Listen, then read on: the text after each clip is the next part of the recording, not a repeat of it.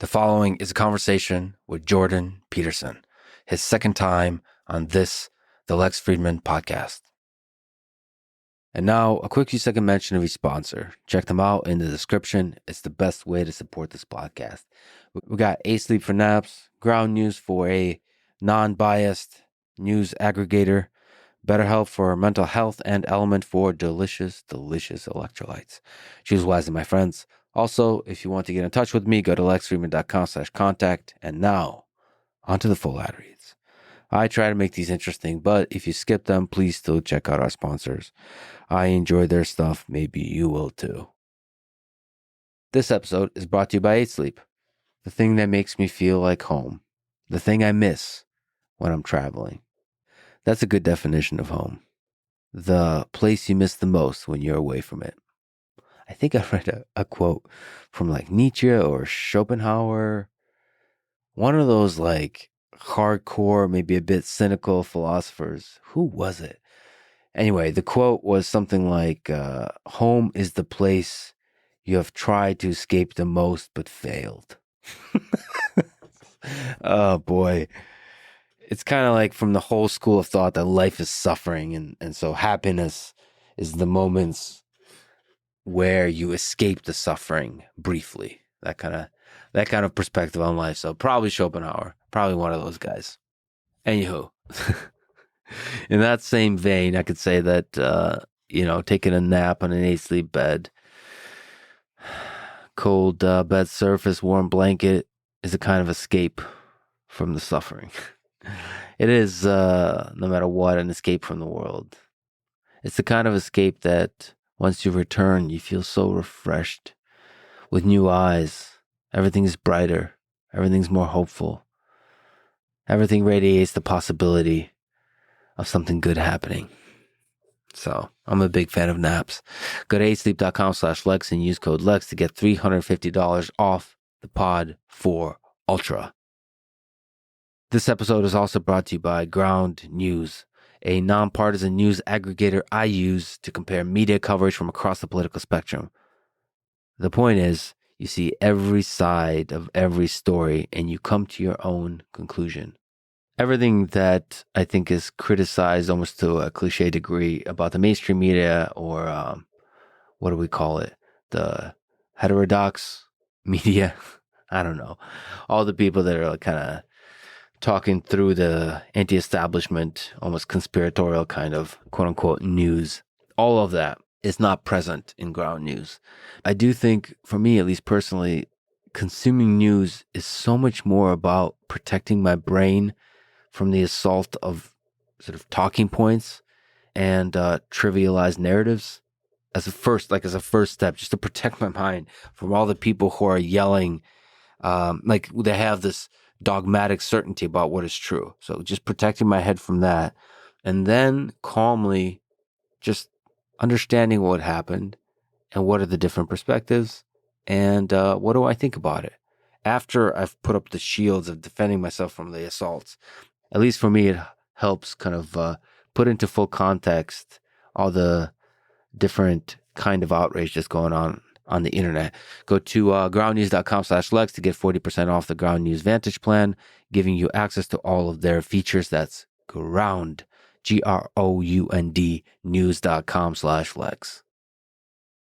This episode is also brought to you by BetterHelp, spelled HELP, help.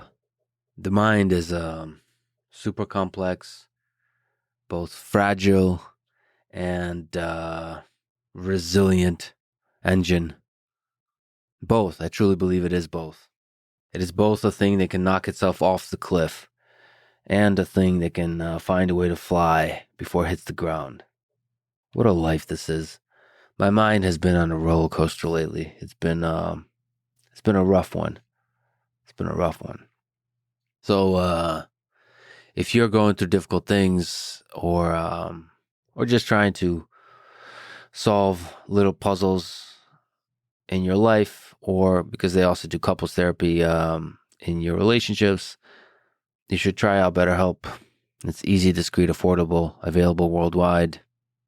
Talking is one of the ways to shine a light on the Jungian shadow, trying to understand what's going on in there.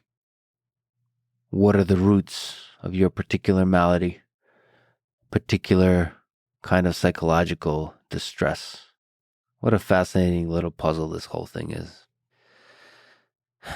Check them out at betterhelp.com/Lex and save on your first month. That's betterhelp.com/Lex.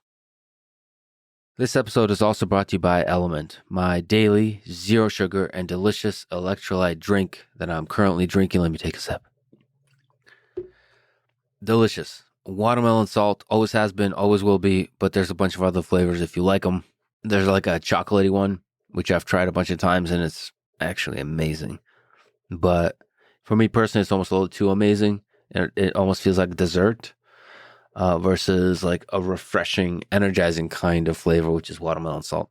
But to each their own. I'm actually learning that people have fundamentally different tastes in foods, in ice cream, whatever.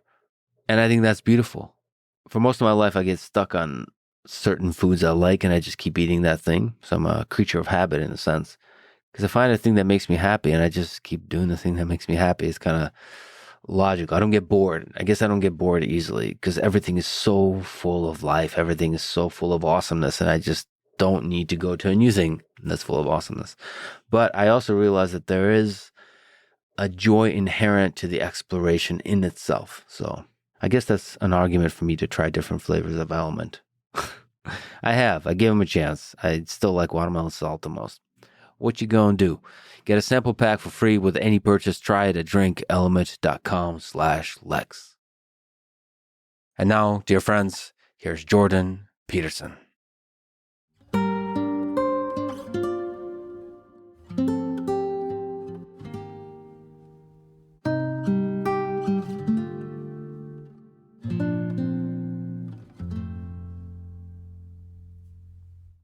You have given a set of lectures on Nietzsche as part of the new Peterson Academy, and the lectures were powerful. There's some element of the contradictions, the tensions, the drama, the way you like lock in on an idea, but then are struggling with that idea, all of that. That feels like it's a Nietzschean. Yeah, well, he was a big influence on me stylistically and like in terms of the way I approached writing. And also many of the people that were other influences of mine were very influenced by him. So I was blown away when I first came across his writings. They're so intellectually dense that I don't know if there's anything that approximates that. Dostoevsky maybe, although he's much more wordy. Nietzsche is very succinct, partly because he was so ill, because he would think all day. He couldn't spend a lot of time writing, and he condensed his writings into very short, this aphoristic style he had, and it's really something to strive for. And then he's also an exciting writer, like Dostoevsky, and dynamic and romantic in that emotional way. And so it's really something. And I really enjoyed I did that lecture that you described. That lecture series is on the first half of Beyond Good and Evil, which is a stunning book. And that was really fun to take pieces of it and then to describe what they mean and how they've echoed across the decades since he wrote them. And yeah, it's been great. Taking each sentence seriously and deconstructing it and really struggling with it. I think underpinning that approach to writing requires deep respect for the person. I think if we approach writing with that kind of respect, you can take Orwell, you can take a lot of writers and really dig in on singular sentences. Yeah, well, those are the great writers, because the greatest writers, virtually everything they wrote is worth attending to. And I think Nietzsche is in some ways the ultimate exemplar of that, because often when I read a book, I'll mark one way or another. I often fold the corner of the page over to indicate something that I've found that's worth remembering. I couldn't do that with a book like Beyond Good and Evil, because every page ends up marked. And that's in marked contrast, so to speak, to many of the books I read now, where it's quite frequently now that I'll read a book and there won't be an idea in it that I haven't come across before. And with a thinker like Nietzsche, that's just not the case at the sentence level. And I don't think there's anyone that I know of who did that to a greater extent than he did. So there's other people whose thought is of equivalent value. I've returned recently, and I'm going to do a course on to the work of this Romanian historian of religions, Mircea Eliade, who's not nearly as well known as he should be, and whose work, by the way, is a real antidote to the postmodern, nihilistic, Marxist stream of literary interpretation that the universities as a whole have adopted. And Eliade is like that too. I used this book called The Sacred and the Profane quite extensively in a book that I'm releasing in mid-November, We Who Wrestle with God, and it's of the same sort. It's endlessly analyzable. I mean, Eliade walked through the whole history of religious ideas, and he had the intellect that enabled him to do that, and everything he wrote is dreamlike in its density. So every sentence or paragraph is evocative in an image-rich manner, and that also, what would you say, deepens and broadens the scope. And that's part of often what distinguishes writing that has a literary end from writing that's more merely technical. Like the literary writings have this imagistic and dreamlike reference space around them. And it takes a long time to turn a complex image into something semantic. And so if your writing evokes deep imagery, it has a depth that can't be captured merely in words. And the great romantic poetic philosophers, Nietzsche is a very good example, Dostoevsky is a good example, so is Mircea Eliade. They have that quality. And it's a good way of thinking about it. It's kind of interesting from the perspective of technical analysis of intelligence. There's a good book called The User Illusion, which is the best book on consciousness that I ever read. It explains the manner in which our communication is understandable in this manner. So imagine that when you're communicating something, you're trying to change the way that your target audience perceives and acts in the world. So that's an embodied issue. But you're using words which aren't equivalent to the actions themselves. You can imagine that the words are surrounded by a cloud of images that they evoke, and that the images can be translated into actions. Yeah, and the greatest writing uses words in a manner that evokes images that profoundly affects perception and action. And so I would take the manner in which I act and behave, I would translate that into a set of images. My dreams do that for me, for example. Then I compress them into words. I toss you the words, you decompose them, decompress them into the images and then into the actions. And that's what happens in a meaningful conversation. It's a very good way of understanding how we communicate linguistically. So if the words spring to the full visual complexity, and then that can then transform itself into action. Yeah, That's and change in perception. Because change in perception. Well, yeah. Those are both relevant, and it's an important thing to understand because the classic empiricists make the presumption, and it's an erroneous presumption, that perception is a value-free enterprise. And they assume that partly because they think of perception as something passive. You just turn your head and you look at the world and there it is. It's like perception is not passive. There is no perception without action, ever. And that's a weird thing to understand because even when you're looking at something, like your eyes are moving back and forth, if they ever stop moving for a tenth of a second, you stop being able to see. So your eyes are jiggling back and forth just to keep them active. And then there's involuntary movements of your eyes. And then there's voluntary movements of your eyes. Like what you're doing with your eyes is very much like what a blind person would do if they were feeling out the contours of an object. You're sampling, and you're only sampling a small element of the space that's in front of you. And the element that you choose to sample is dependent on your aims and your goals. So it's value saturated. And so all your perceptions are action predicated. And partly what you're doing when you're communicating is therefore not only changing people's actions, let's say, but you're also changing the strategy that they use to perceive. And so you change the way the world reveals itself for them. See, this is why it's such a profound experience to read a particularly deep thinker, because you could also think of your perceptions as the axioms of your thought. That's a good way of thinking about it. A perception is like what would you say? It's a thought that's so set in concrete that you now see it rather than conceptualize it. A really profound thinker changes the way you perceive the world. That's way deeper than just how you think about it or how you feel about it. What about not just profound thinkers, but thinkers that deliver a powerful idea?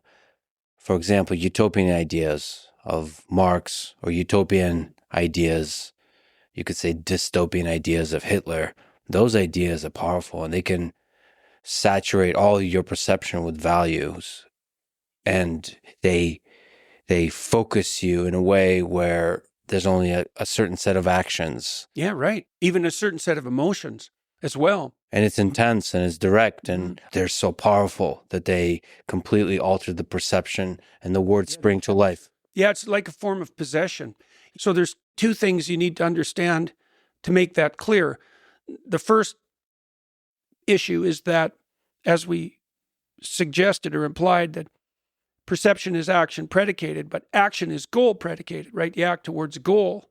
And these propagandistic thinkers that you described, they attempt to unify all possible goals into a coherent singularity. And there's advantages of that. There's the advantage of simplicity, for example, which is a major advantage.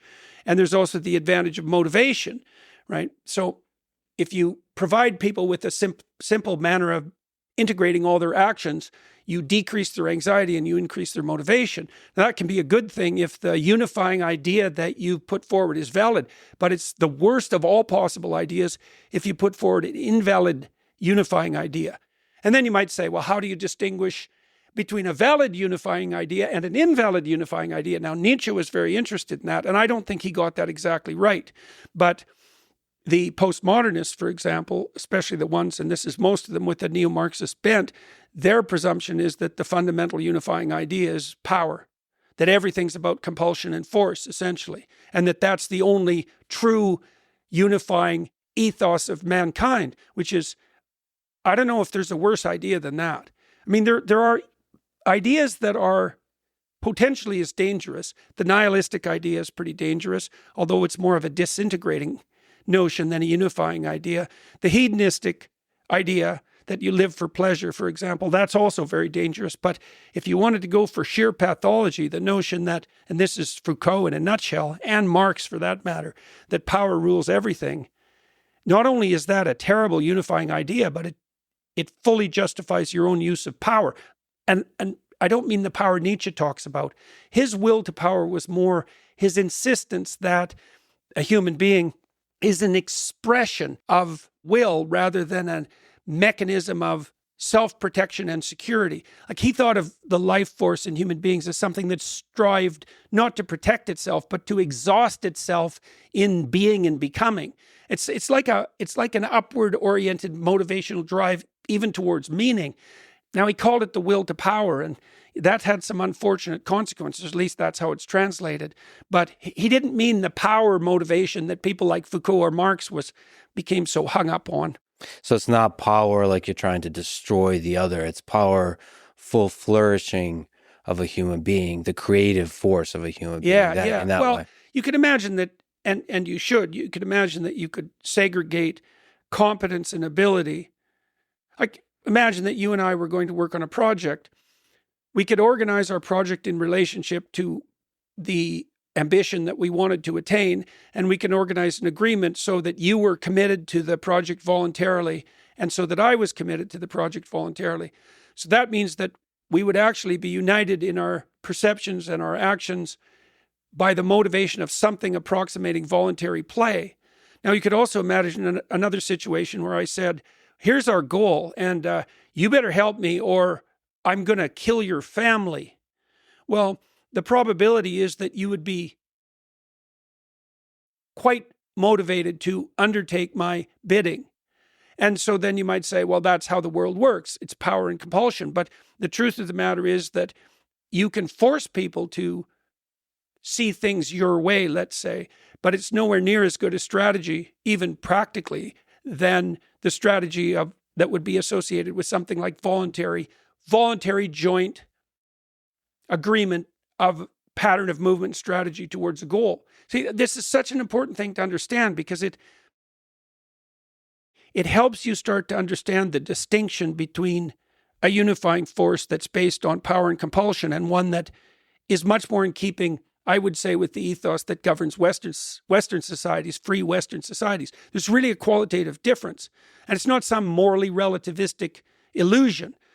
So if we just look at the nuance of Nietzsche's thought, the idea he first introduced, and thus spoke Zarathustra of the Übermensch.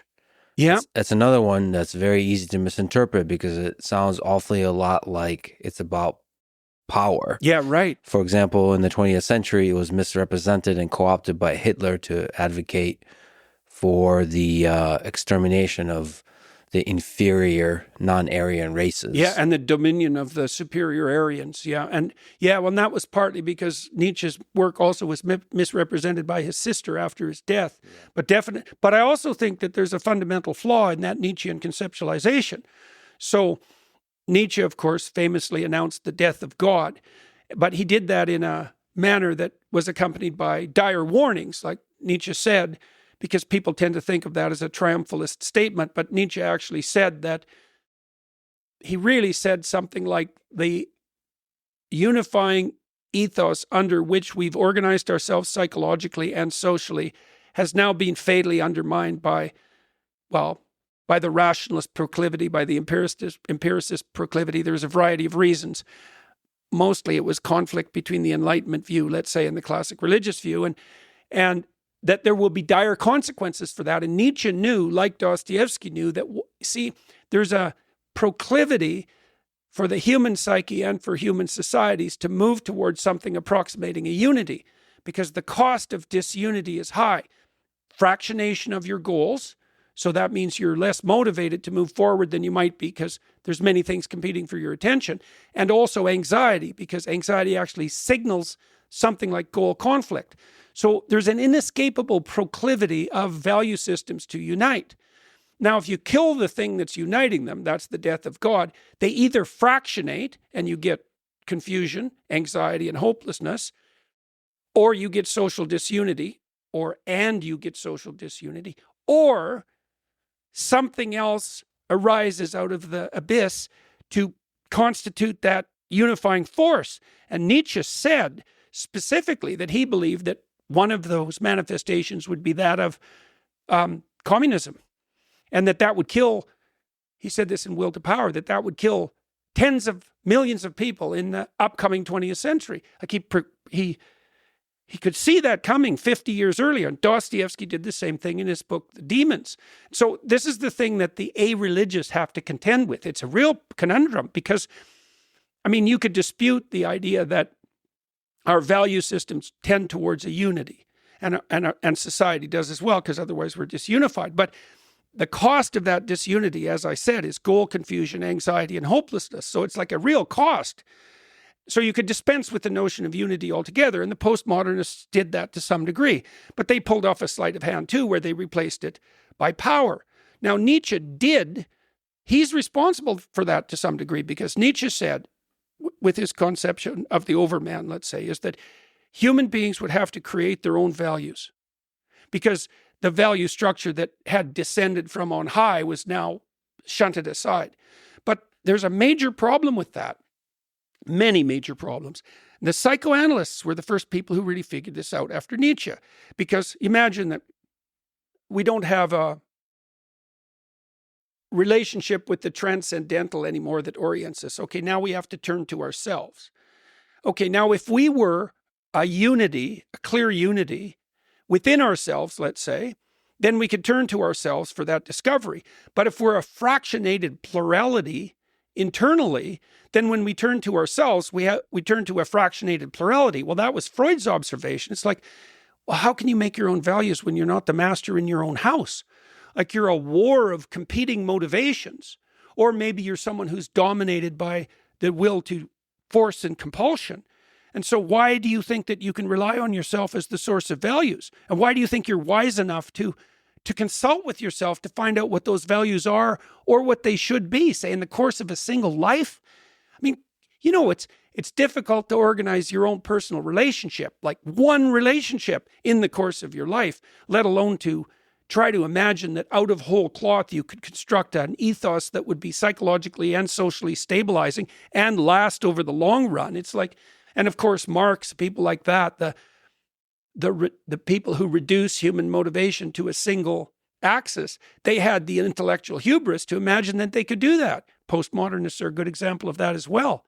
Okay, but if we lay on the table religion, communism, Nazism, they are all unifying ethos. They're unifying ideas, but they're also horribly dividing ideas. They both unify and divide. Religion has also divided people. Yeah. Because in the nuances of how the different peoples wrestle with God, they have come to different conclusions, and then they use those conclusions, or perhaps the people in power use those conclusions to then start wars, to start hatred, to divide. Yeah, well, it's one of the key sub-themes in the Gospels is the sub-theme of the Pharisees. And so the fundamental enemies of Christ in the Gospels are the Pharisees and the scribes and the lawyers. So what does that mean? The Pharisees are religious hypocrites. The scribes are academics who worship their own intellect. And the lawyers are the legal minds who use the law as a weapon. And so they're the enemy of the Redeemer. That's a subplot in the gospel stories. And that actually all means something. The Pharisaic problem is that the best of all possible ideas can be used by the worst actors in the worst possible way. And maybe this is an existential conundrum, is that the most evil people use the best possible ideas to the worst possible ends.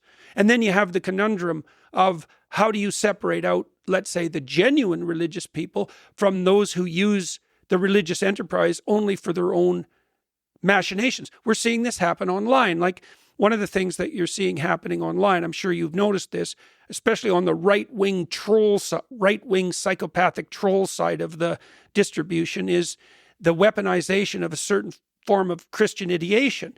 And that's often marked, at least online, by the presence of, what would you say, cliches like Christ is king, which has a certain religious meaning, but a completely different meaning in this sphere of emerging right-wing pathology. Right-wing. The political dimension isn't the right dimension of analysis, but it's definitely the case that the best possible ideas can be used for the worst possible purposes. And that also brings up another specter, which is like, well, is there any reliable and valid way of distinguishing truly beneficial unifying ideas from those that are pathological? And so that's another thing that I tried to detail out in these lectures, but also in this new book. It's like, how do you tell the good actors from the bad actors at the most fundamental level of analysis? And good ideas from the bad ideas, and you lecture on truth that Nietzsche also struggled with. So how do you know that communism is a bad idea versus it's a good idea implemented by bad actors? Right. That's a more subtle variant of the religious problem, and that's what the communists say all the time. The modern day communists are like, real communism has never been tried, and you could say, I suppose, with some justification, you could say that real Christianity has never been tried because we always fall short of the ideal mark. And so, I mean, my rejoinder to the communists is something like, every single time it's been implemented, wherever it's been implemented, regardless of the culture and the background of the people who've implemented it, it's had exactly the same catastrophic consequences. It's like, I don't know how many examples you need of that, but I believe we've generated sufficient examples so that that case is basically resolved. Now, the general rejoinder to that is, it's really something like, well, if I was in charge of the communist enterprise, the utopia would have come about. Right. But that's also a form of dangerous pretense. Part of the way, see, that problem is actually resolved to some degree in the developing notion of sacrifice that emerges in the Western canon over thousands and thousands of years. So one of the suggestions, for example, and this is something exemplified in the Passion story, is that you can tell the valid holder of an idea because that holder will take the responsibility for the consequences of his idea onto himself. And that's why, for example, you see one way of conceptualizing Christ in the gospel story is as the ultimate sacrifice to God. So you might ask, well, what's the ultimate sacrifice? And there are variants of an answer to that. One form of ultimate sacrifice is the sacrifice of a child, the offering of a child, and the other is the offering of the self. And the story of Christ brings both of those together because he's the Son of God that's offered to God. And so it's an archetypal resolution of that tension between ultimate sacrifice. ultimate because once you're a parent,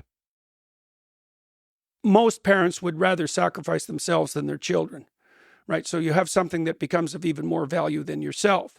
But the sacrifice of self is also a very high order level of sacrifice. Christ is an archetype of the pattern of being that's predicated on the decision to offer everything up to the highest value, right? That pattern of self-sacrifice. And I think part of the reason that's valid is because the person who undertakes to do that pays the price themselves.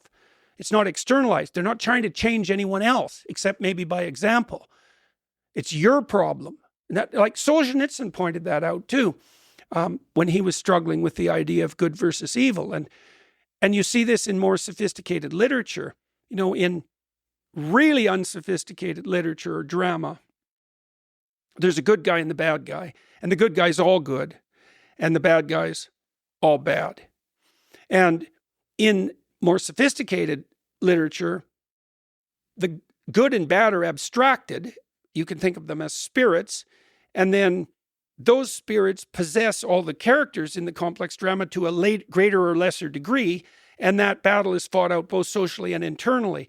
In the high-order religious conceptualizations in the West, if they culminate, let's say, in the Christian story, the notion is that battle between good and evil is fundamentally played out as an internal drama. Yeah, so for a religious ethos, the battle between good and evil is fought within each individual human heart. Right. It's your moral duty to constrain evil within yourself. And well, there's more to it than that, because there's also the insistence that if you do that, that makes you the most effective possible, like warrior, let's say, against evil itself in the social world. That you start with the battle that occurs within you, in the soul, let's say. The soul becomes the battleground between the forces of good and evil. The idea that there's an idea there too, which is if that battle is undertaken successfully, then it doesn't have to be played out in the social world as actual conflict, right? You can rectify the conflict internally without it having to be played out as fate, as Jung put it. So what would you say to Nietzsche, who called Christianity the slave morality? And his critique of religion in that way was slave morality versus master morality. And then you put in Ubermensch into that. See, I would say that the woke phenomenon is the manifestation of the slave morality that Nietzsche criticized, and that there are elements of Christianity that can be gerrymandered to support that mode of perception and conception. But I think he was wrong in his essential criticism of Christianity in that regard. Now, it's complicated with Nietzsche because Nietzsche never criticizes the gospel stories directly. What he basically criticizes is something like the pathologies of institutionalized religion. And I would say most particularly of the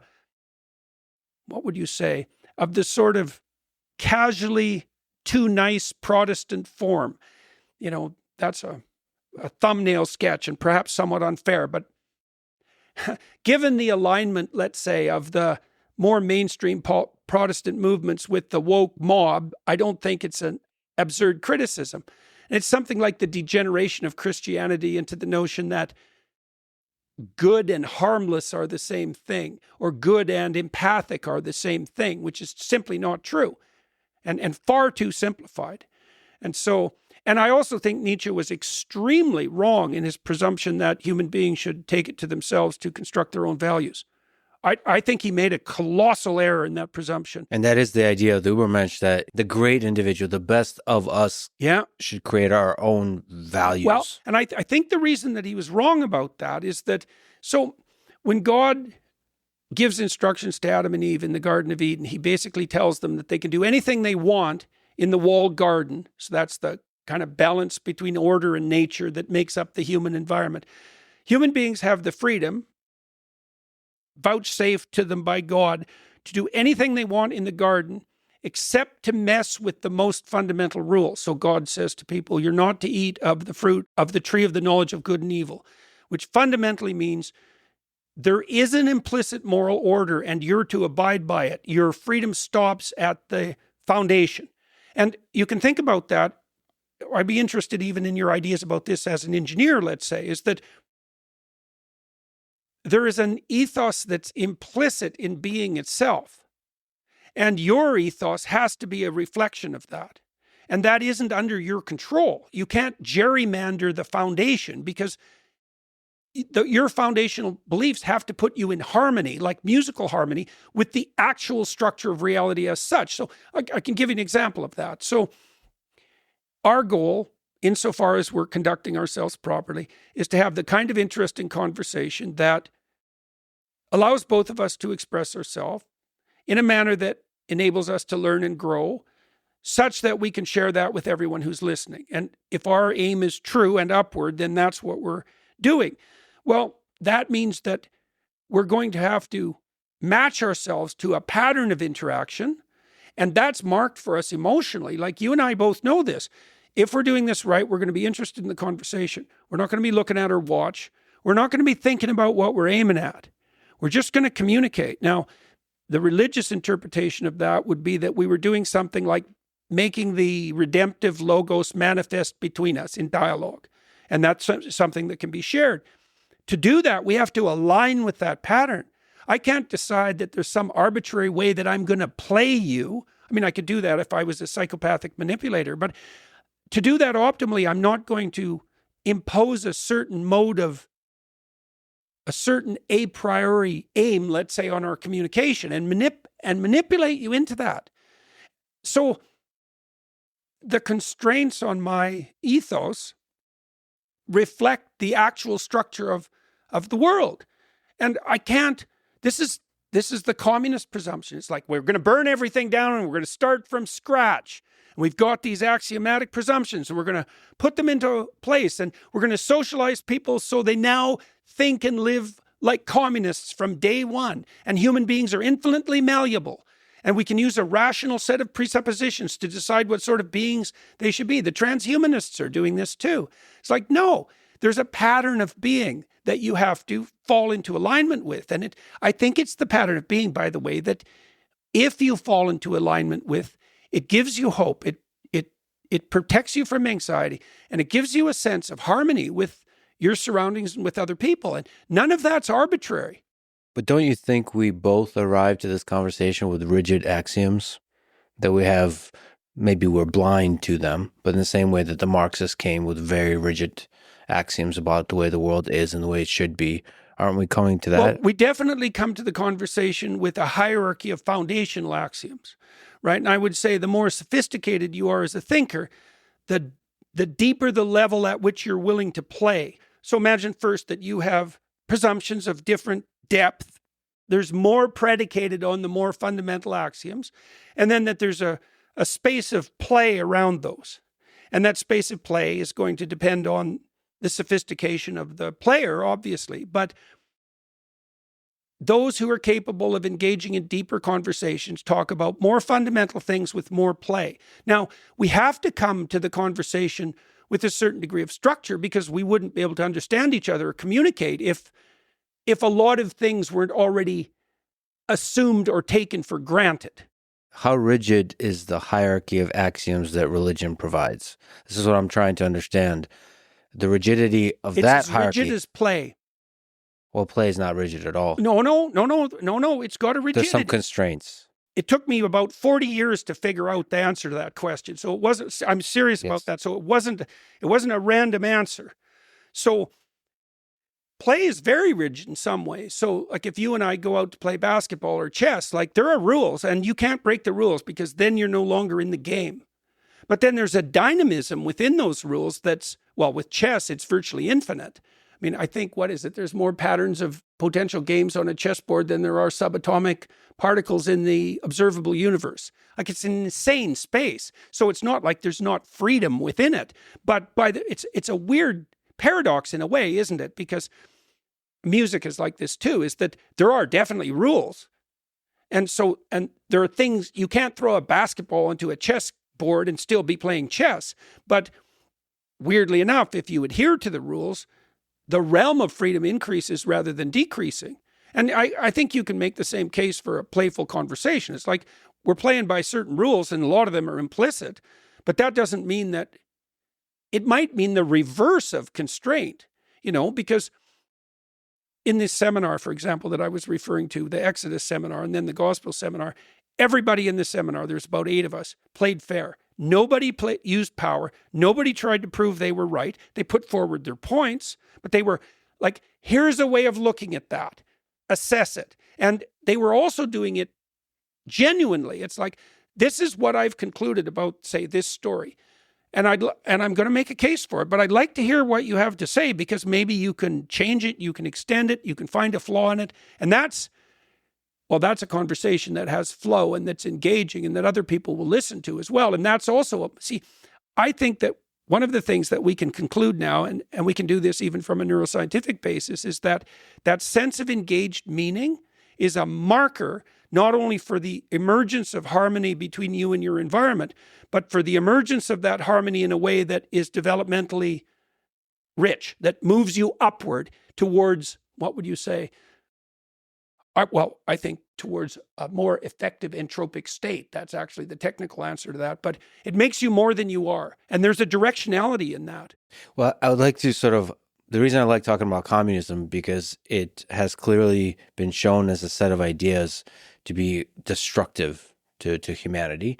But I would like to understand from an engineering perspective the characteristics of communism versus religion, where you could identify religious thought is going to lead to a better human being, a better society, and Marxist thought is not. Yeah, because no kidding. There's ambiguity, there's room for play in communism and Marxism, because they kind of had a utopian sense of where everybody's headed, don't know how it's going to happen. Maybe revolution is required, but after the revolution is done, we'll figure it out.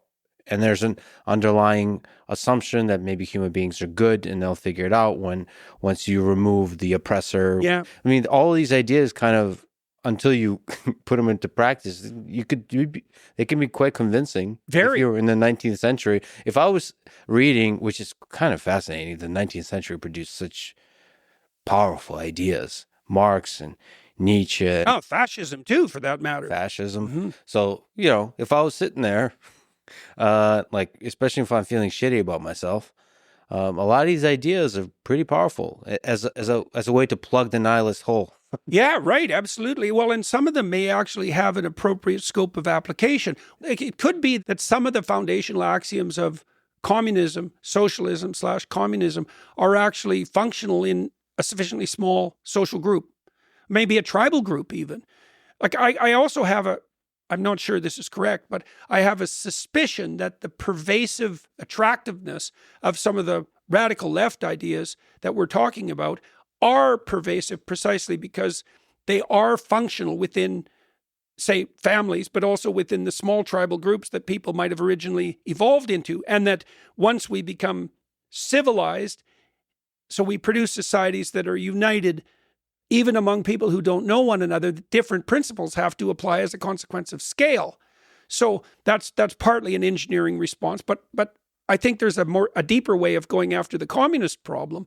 So I think part of the fundamental problem with the communist axioms is the notion that the world of complex social interactions can be simplified sufficiently so that centralized planning authorities can deal with it. And I think the best way to think about the free exchange rejoinder to that presumption is, no, the sum total of human interactions in a large civilization are so immense that you need a distributed network of cognition in order to compute the proper way forward. And so what you do is you give each actor their domain of individual choice so that they can maximize their own movement forward, and you allow the aggregate direction to emerge from that rather than trying to impose it from the top down, which I think is computationally impossible. So that might be one engineering reason why the communist solution doesn't work. Like I read in Solzhenitsyn, for example, that the Central Soviet authorities often had to make 200 pricing decisions a day. Now, if you've ever started a business or created a product and had to wrestle with the problem of pricing, you'd become aware of just how intractable that is. Like, how do you calculate worth?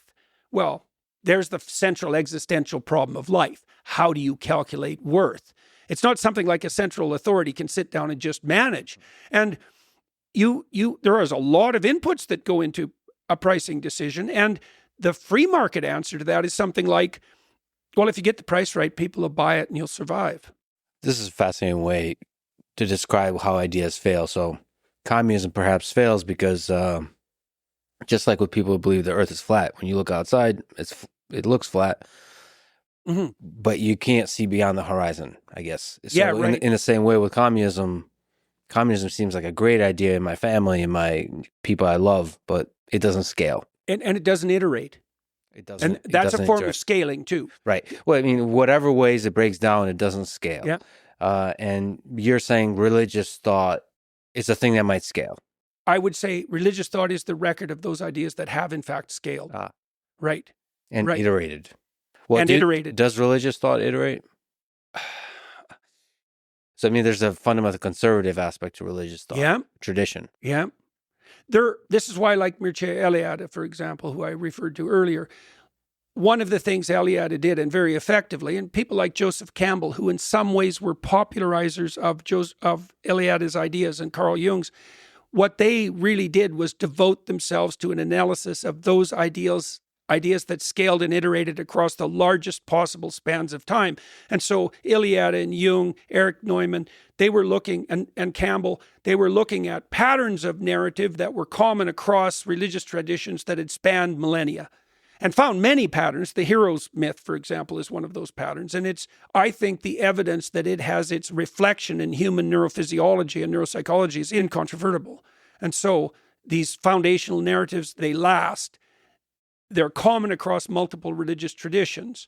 They unite, they work psychologically, but they also reflect the underlying neurophysiological architecture. So I can give you an example of that. So the hero myth is really a quest myth, and a quest myth is really a story of exploration and expansion of adaptation, right? So Bilbo, the Hobbit, he's a kind of an ordinary everyman. He lives in a very constrained and orderly and secure world. And then the quest call comes and he goes out and he expands his personality and develops his wisdom. And that's reflected in human neuropsychological architecture at a very low level, way below cognition. So one of the most fundamental elements of the mammalian brain, and even in lower animal forms, is the hypothalamus. It's sort of the root of primary motivation.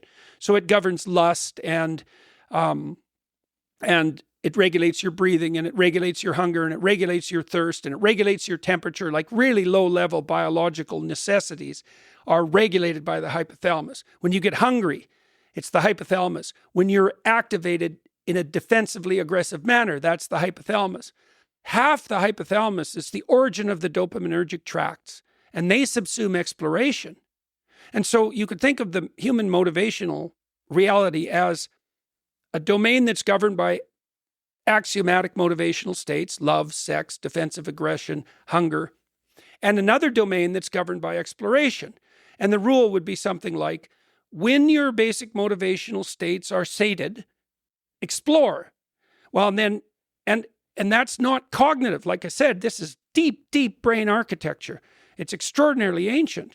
And the exploration story is something like, go out into the unknown and take the risks, because the information that you discover and the skills you develop will be worthwhile even in sating the basic motivational drives. And then you want to learn to do that in a iterative manner, so it sustains across time, and you want to do it in a way that unites you with other people.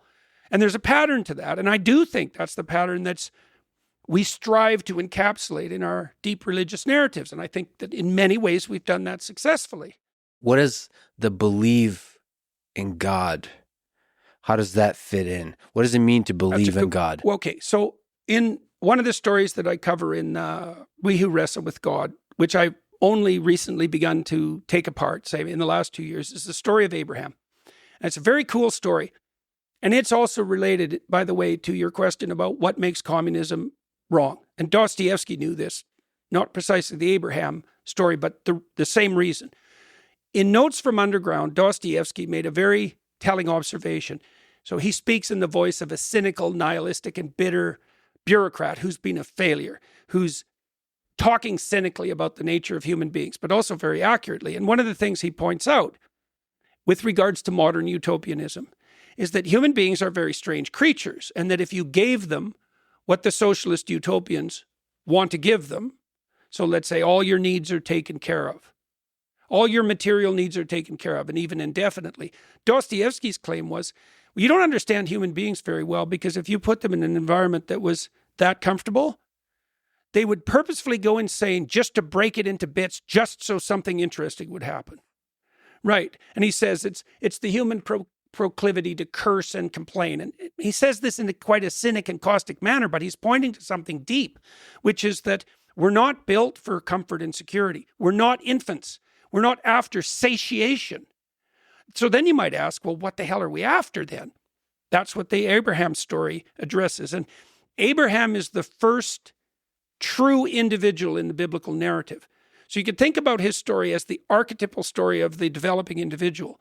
So you said, well, what's God? Well, in the Abraham story, God is characterized a lot of different ways in the classic religious texts. Like the Bible is actually a compilation of different characterizations of the divine, with the insistence that they reflect an underlying unity.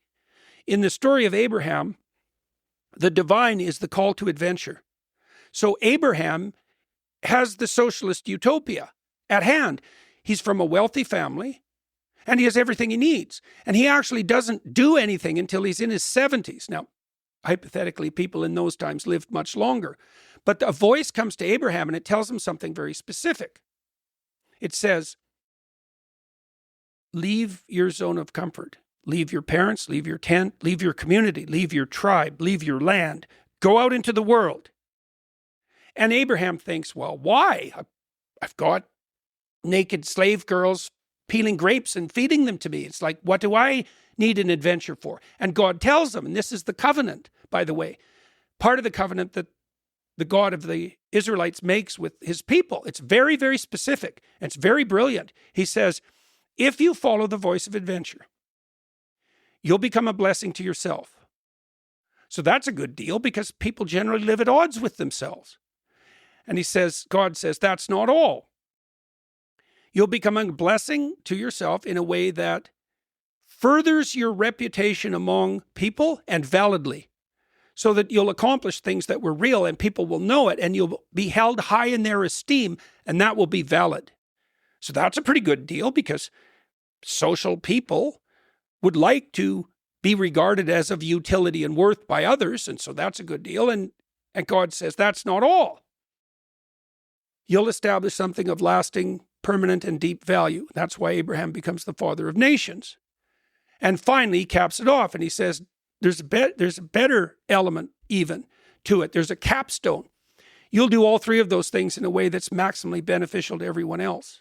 And so the divinity in the Abrahamic story is making a claim. He says, first of all, there's a drive that you should attend to. So the spirit of adventure that calls you out of your zone of comfort. Now, if you attend to that and you make the sacrifices necessary to follow that path, then the following benefits will accrue to you. Your life will be a blessing. Everyone will hold you in high esteem. You'll establish something of permanent value, and you'll do it in a way that's maximally beneficial to everyone else. And so think about what this means biologically, or from an engineering standpoint. It means that the instinct to develop that characterizes outward moving children, let's say, or adults, is the same instinct that allows for psychological stability, that allows for movement upward in a social hierarchy, that establishes something iterable, and that does that in a manner that allows everyone else to partake in the same process. Well, that's a good deal. And I can't see how it cannot be true, because the alternative hypothesis would be that the spirit that moves you beyond yourself to develop, the spirit of a curious child, let's say, what is that, antithetical to your own esteem? Is that antithetical to other people's best interest? Is it not the thing that increases the probability that you'll do something permanent? That's a stupid theory. So God is a call to adventure with some constraints. A call to true adventure. To true adventure. True adventure. Yeah, and then that's a good observation, because that begs the question, what constitutes the most true adventure? Well, that's not fully fleshed out until at least from the Christian perspective, let's say, that's not fully fleshed out until the Gospels, because the passion of Christ is you could say, this is the perfectly reasonable way of looking at it, the passion of Christ is the truest adventure of Abraham. That's a terrible thing, because the passion story is a catastrophic tragedy, although it obviously has its redemptive elements. But one of the things that's implied there is that there's no distinction between the true adventure of life and taking on the pathway of maximal responsibility and burden. And I can't see how that cannot be true. Because the counter hypothesis is, well, Lex, the best thing for you to do in your life is to shrink from all challenge and hide, right? To remain infantile, to remain secure, not to ever push yourself beyond your limits, not to take any risks. Well, no one thinks that's true. So basically, the maximally worthwhile adventure could possibly be highly correlated with the hardest possible available adventure. The hardest possible available adventure voluntarily undertaken. Does it have to be voluntary? It has voluntary? to be absolutely. How do you define voluntarily? Well, here's an example of that. That's a good question too. When Christ is the night before the crucifixion, which in principle he knows is coming, he asks God to relieve him of his burden, and understandably so. I mean, that's the scene famously in which he's literally sweating blood, because he knows what's coming. And the Romans designed crucifixion to be the most agonizing and humiliating and disgusting possible death. Right. So there was every reason to be apprehensive about that. And you might say, well, could you undertake that voluntarily as an adventure? And the answer to that is something like, well, what's your relationship with death? Like, that's a problem you have to solve. And you could fight it, and you could be bitter about it. And there's reasons for that, especially if it's painful and degrading. But the alternative is something like, well, it's what's fleshed out in religious imagery always. It's very difficult to cast into words. It's like, no, you welcome the struggle. That's why I called the book We Who Wrestle with God. You welcome the struggle. And Lex, I don't see how you can come to terms with life without construing it as something like, bring it on, welcome the struggle. And I can't see that there's a limit to that. It's like, well, I welcome the struggle until it gets difficult. Well, so there's not a bell curve, like the struggle in moderation. Basically, you have to welcome whatever as hard as it gets.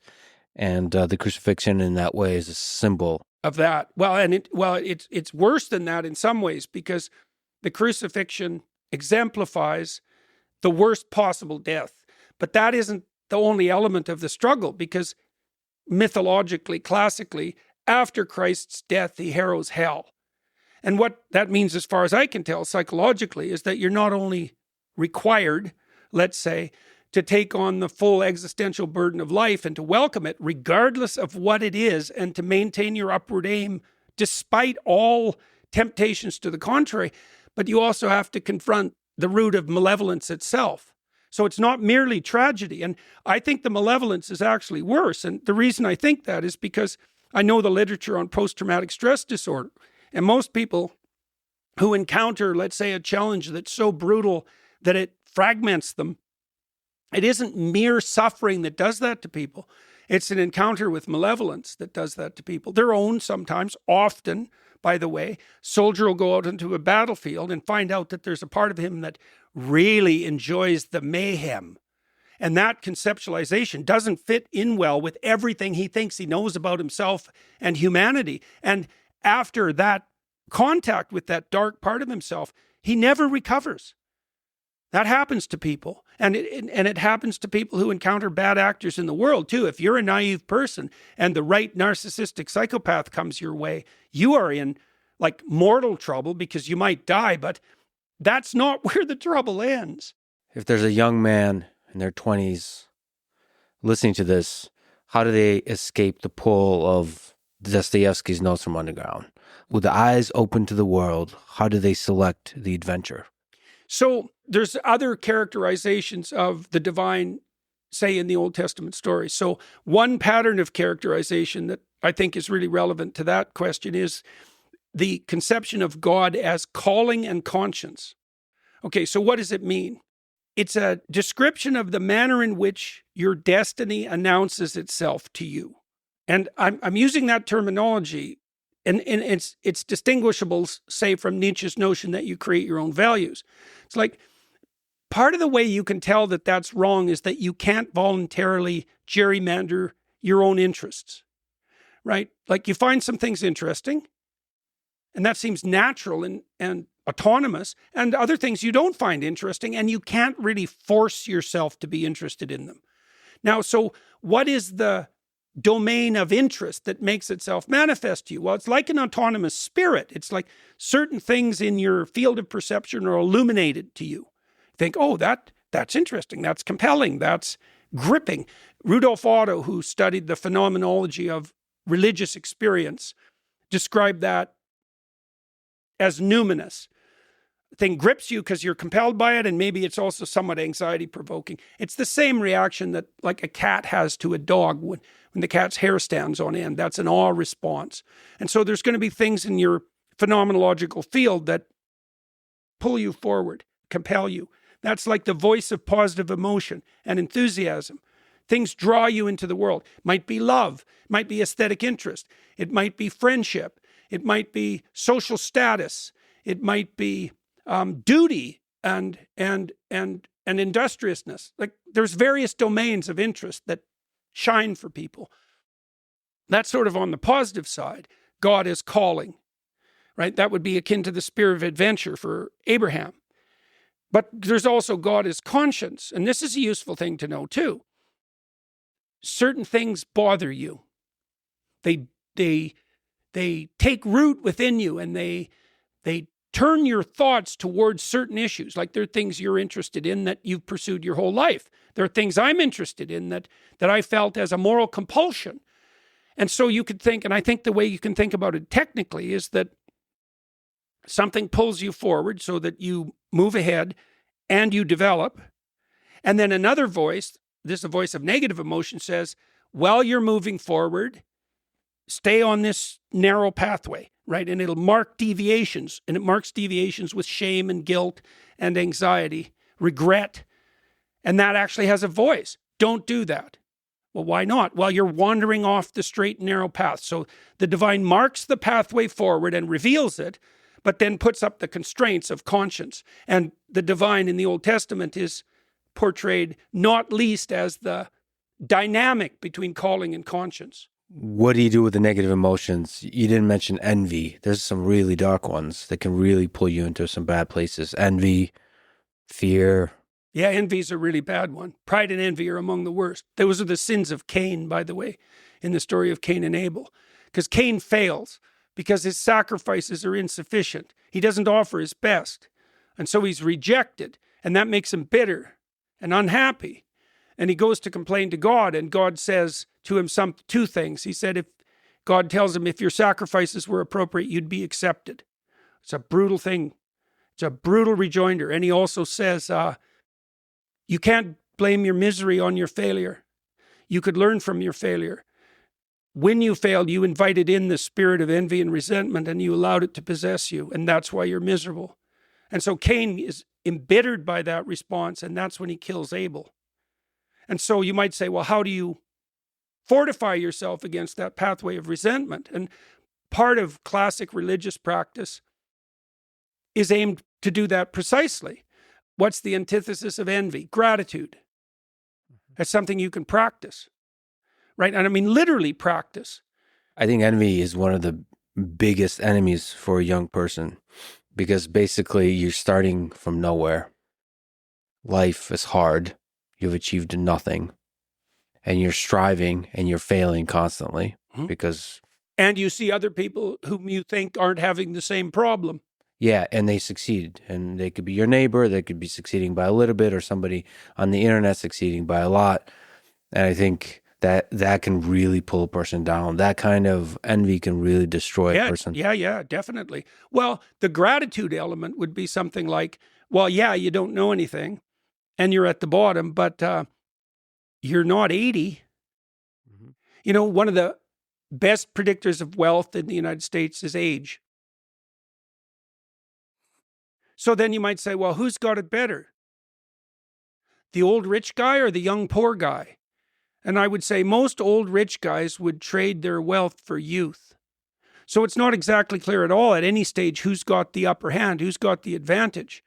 And you could say, well, I've got all these burdens in front of me because I'm young and oh my God. Or you could say, every dragon has its treasure. And that's actually a pattern of perception. I'm not saying that people don't have their challenges. They certainly do. But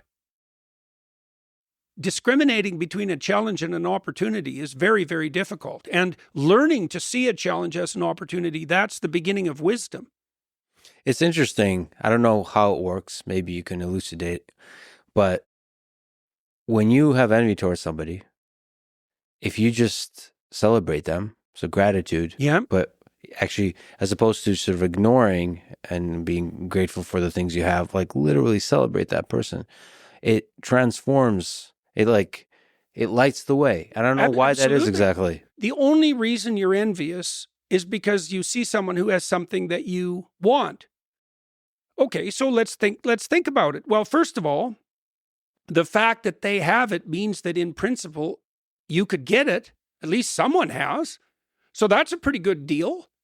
And then you might say, well, the fact that I'm envious of that person means that I actually want something.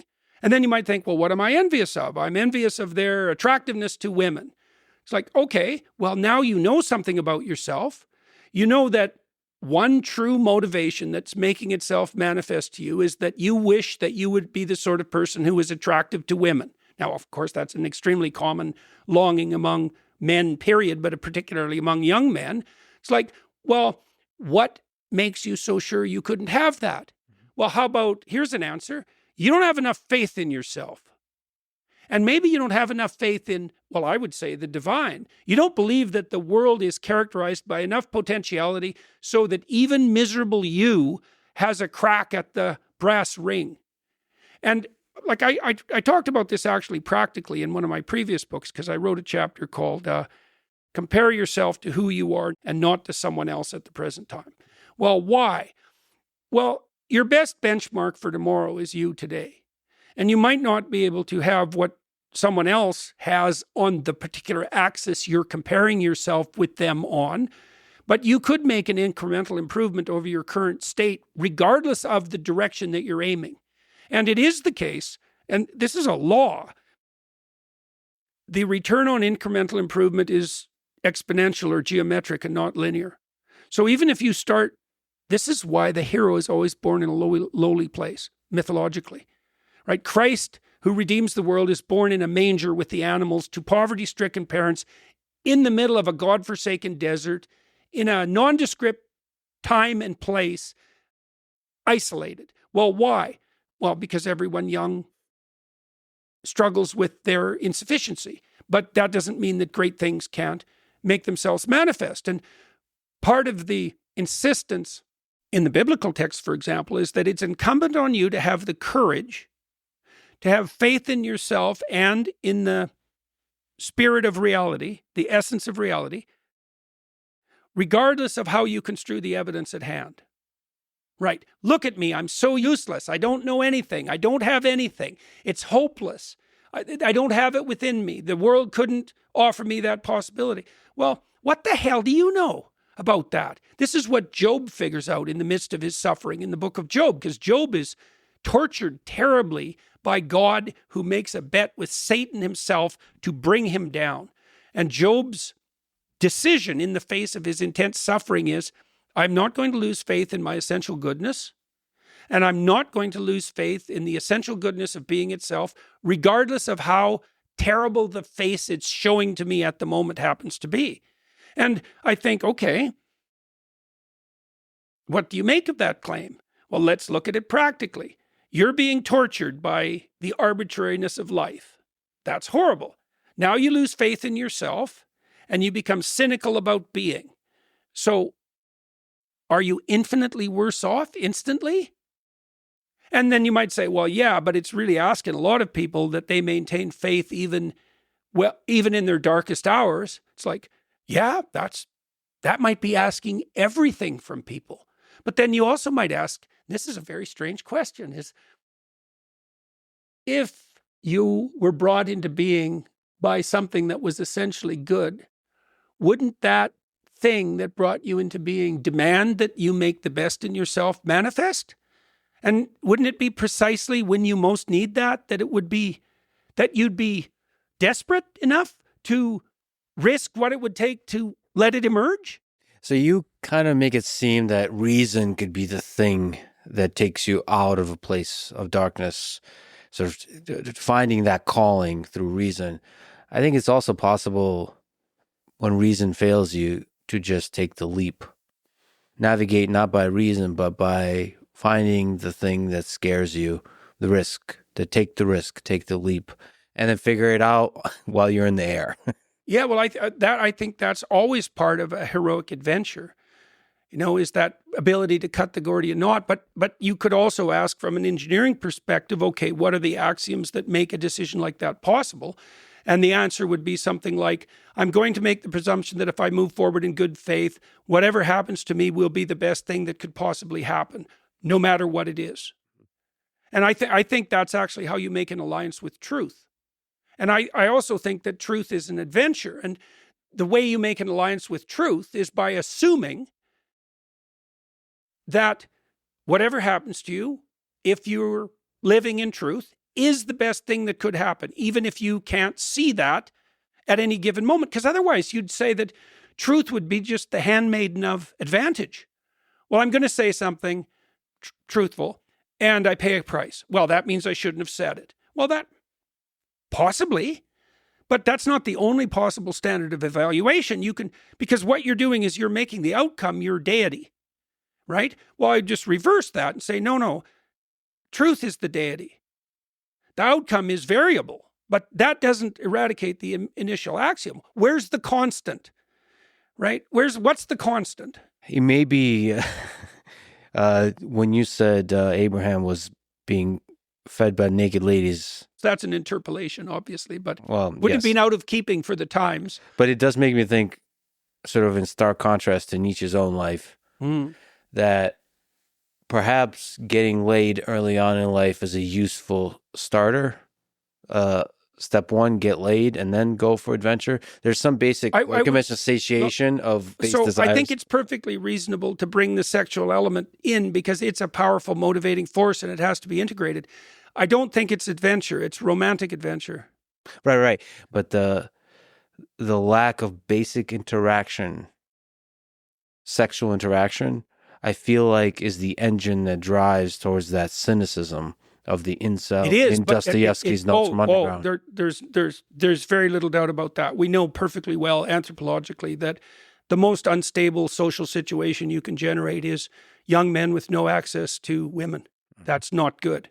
And they'll do anything to reverse that situation. So that's very dangerous. But then I would also say there's every suggestion that the pathway of adventure itself is the best pathway to romantic attractiveness. And we know this in some ways in a very blunt manner.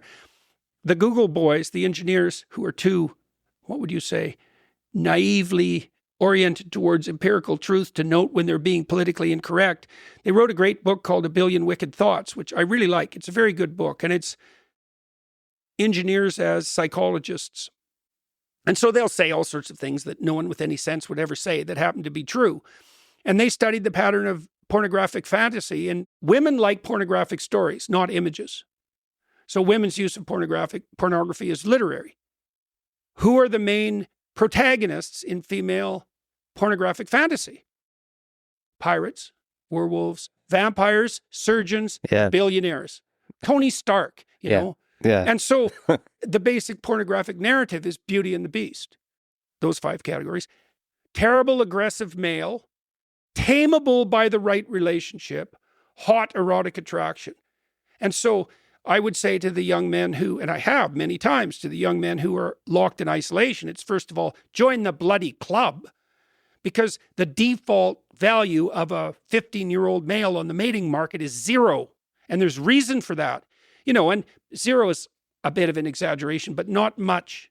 And the reason for that is, well, what the hell do you know? Like, you're not good for anything. You have potential, and maybe plenty. And hopefully that'll be made manifest. But you shouldn't be all upset because you're the same loser as everyone else your age has always been since the beginning of time. But then you might ask, well, what should I do about it? And the answer is, get yourself together. Stand up straight with your shoulders back. Take on some adventure. Find your calling. Abide by your conscience. Put yourself together. And you'll become attractive. And we know this is, we know this is true. The correlation between male sexual opportunity and relative masculine status is about 0.6. That's higher than the correlation between intelligence and academic achievement. I don't think that there's a larger correlation between two independent phenomena in the entire social science and health literature than the correlation between relative male social status and reproductive success. It's by far the most fundamental determinant. Well, what's the cause and effect there? It's a loop. Men are motivated to attain social status because it confers upon them reproductive success. And that's not only cognitively, but biologically. I'll give you an example of this. There's a documentary I watch from time to time, which I think is the most brilliant documentary I've ever seen. It's called Crumb. And it's the story of this underground cartoonist, Robert Crumb, who was in high school, was in the category of males for whom a date was not only not likely, but unimaginable. So he was at the bottom of the bottom rung, and almost all the reactions he got from females wasn't just no, it was like, are you out of your mind? Right? With that contempt. Right? And then he became successful. And so the documentary is super interesting because it tracks the utter pathology of his sexual fantasies because he was bitter and resentful. And like, if you want to understand the psychology of serial sexual killers and the like, and you watch Crumb, you'll find out a lot more about that than anybody with any sense would want to know. But then he makes this transition, and partly because he does take the heroic adventure path, and he actually has a family and children, and he's actually a pretty functional person, as opposed to his brothers, one of whom commits suicide, and one of whom is literally a repeat sexual offender. It's a brutal documentary. But what he did in his adolescence, after being rejected, was he found what he was interested in. He was a very good artist. He was very interested in music, and he started to pursue those sort of single-mindedly, and he became successful. And as soon as he became successful, and the documentary tracks this beautifully, he's immediately attractive to women.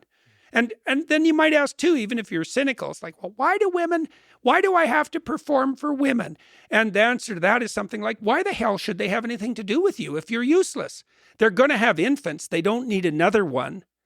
Right? Partly the reason that women are hypergamous, unless they want males who are of higher status than they are, is because they're trying to redress the reproductive burden. And it's substantial. I mean, the female of any species is the sex that devotes more to the reproductive function. That's a more fundamental definition than chromosomal differentiation. And that's taken to its ultimate extreme with humans. And so, of course, women are going to want someone around that's useful because the cost of sex for them is an 18-year-old period of dependency with an infant. So I think the adventure comes first. Heroic adventure comes first. Well, it's complex because the other problem, let's say, with the Crumb Boys is that their mother was extremely pathological and they didn't get a lot of genuine feminine nurturance and affection. Oh, of course. So the family and society are not going to help you most of the time with a heroic adventure, right? They're going to be a barrier versus a catalyst. In good families, they're both because they put up constraints on your behavior. But I've interviewed a lot of successful people about their calling, let's say, because I do that with all my podcast guests. How did the path that you took to success make itself manifest? And the pattern's very typical. Almost all the people that I've interviewed had a mother and a father. Now, it's not invariant, but I'd say it's there 99% of the time. It's really high. And both of the parents, or at least one of them, but often both, were very encouraging of the person's interests and pathway to development. That's fascinating. I've heard you analyze it that way before, and I had a reaction to that idea because you focus on the positive of the parents. Yeah. I feel like it was the Maybe I see biographies differently, but it feels like the struggle within the family was the catalyst for greatness in a lot of biographies. Maybe I'm misinterpreting it, but No. I don't think you. I think that that's a reflection. Maybe correct me if I'm wrong. I think that's a reflection of that dynamic between positive and negative emotion. Like my son, for example, who's doing just fine. He's firing on all cylinders as far as I'm concerned. He has a nice family. He gets along with his wife. He's a really good musician. He's got a company. He's running well. He's a delight to be around. He was a relatively disagreeable infant. He was tough-minded. And he didn't take no for an answer. And so there was some tussle in regulating his behavior. He spent a lot of time when he was 2 sitting on the steps trying to get his act together. And so that was the constraint. But that wasn't something that was, it's an opposition to him away because it was in opposition to the immediate manifestation of his hedonistic desires. But it was also an impetus to further development. I mean, the rule for me when he was on the stairs was, as soon as you're willing to be a civilized human being, you can get off the stairs. And you might think, well, that's nothing but arbitrary, superego, patriarchal, oppressive constraint.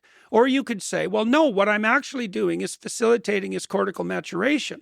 Because when a child misbehaves, it's usually because they're under the domination of some primordial emotional or motivational impulse. They're angry, they're overenthusiastic, they're upset, they're selfish, like it's narrow self-centeredness expressed in a immature manner. But see, okay, tell me if I'm wrong, but it feels like the engine of greatness, at least on the male side of things, has often been trying to prove the father wrong or trying to gain the acceptance of the father. So that tension where the parent is not encouraging, like you mentioned, but is basically saying, no, you won't be able to do this. So my observation as a psychologist has been that it's very, very difficult for someone to get their act together unless they have at least one figure in their life that's encouraging and shows them the pathway forward. So you can have a lot of adversity in your life. And if you have one person around who's a good model and you're neurologically intact, you can latch onto that model. Now, you can also find that model in books.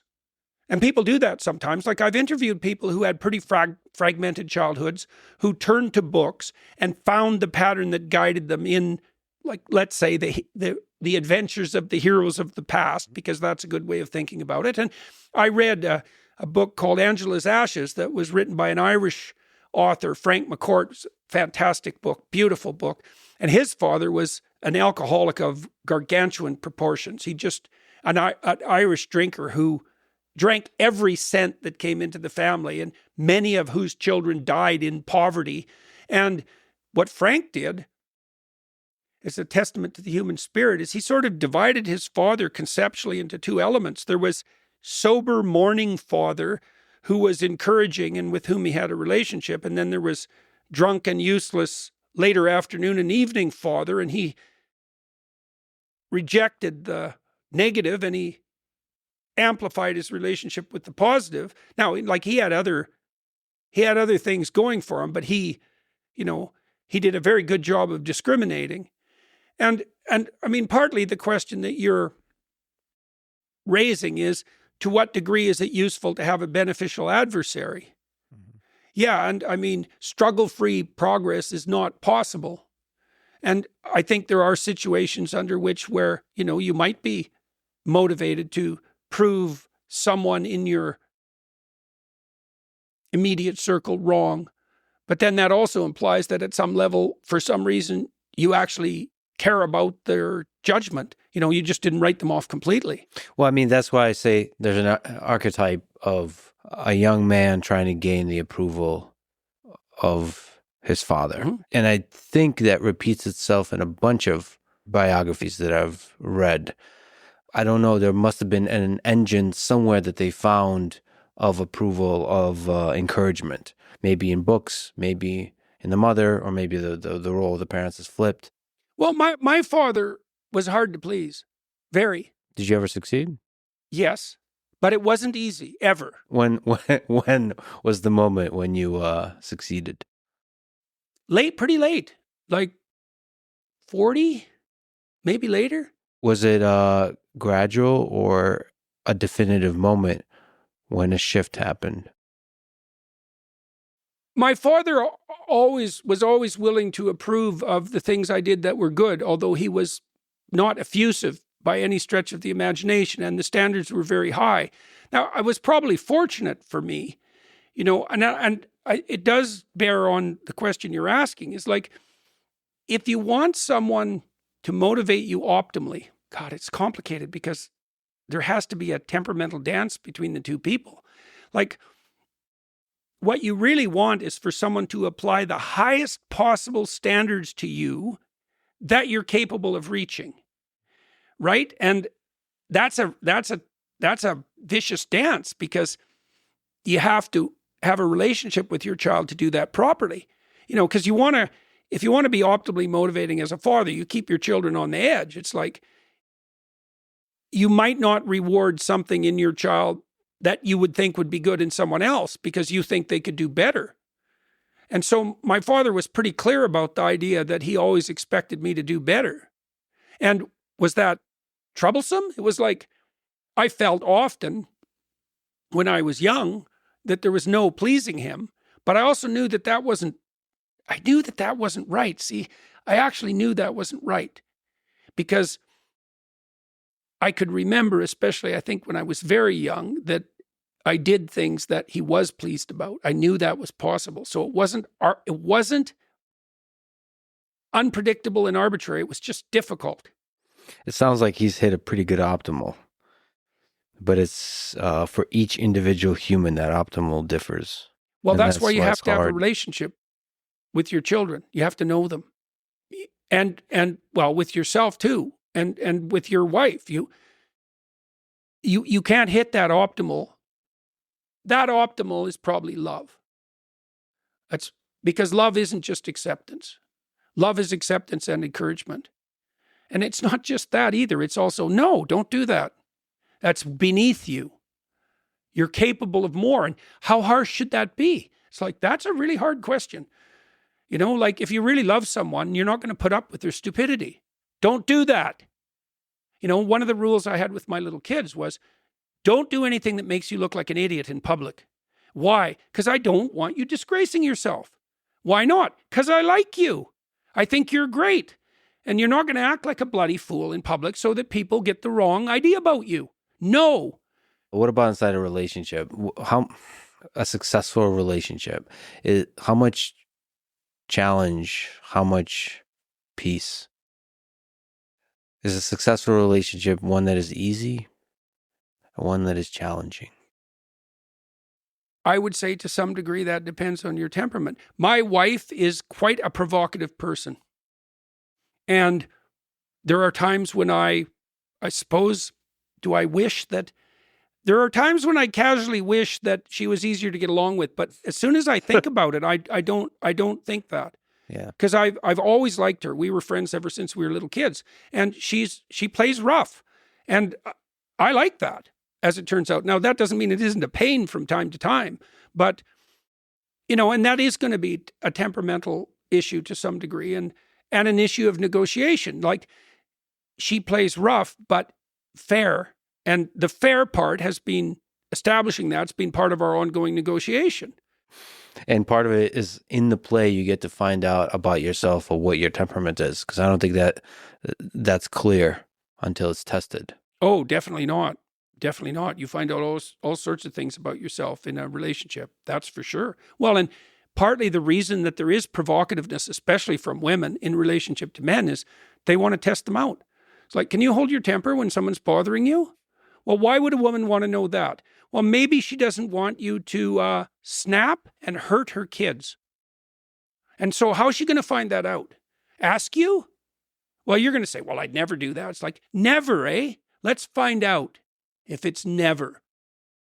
So we don't know how people test each other out in relationships, or why exactly, but it's intense and necessary. What's in general should a man's relationship with temper be? you should have one and you should be able to regulate it. Like that's part of that attractiveness of the monstrous that characterizes women's fantasies. Right. Because, and Nietzsche pointed this out too, to go back to Nietzsche, you know. Yeah. Nietzsche, one of Nietzsche's claims was that most of what passes for morality is nothing but cowardice. You know, I'd never cheat on my wife. It's like, is there anybody asking you to that you actually find attractive? Or are there dozens of people asking you to that you find attractive? It's like, well, I would never cheat. It's like, no, you just don't have the opportunity. Now, I'm not saying that everyone's in that position, you know, that they would cheat even if they had the opportunity, because that's not true. But, and it's the same with regards to, oh, I'm a peaceful man. It's like, no, you're not. You're just a weak coward. You wouldn't dare have a confrontation, physical or metaphysical. And you're passing it off as morality because you don't want to come to terms with the fact of your own weakness and cowardice.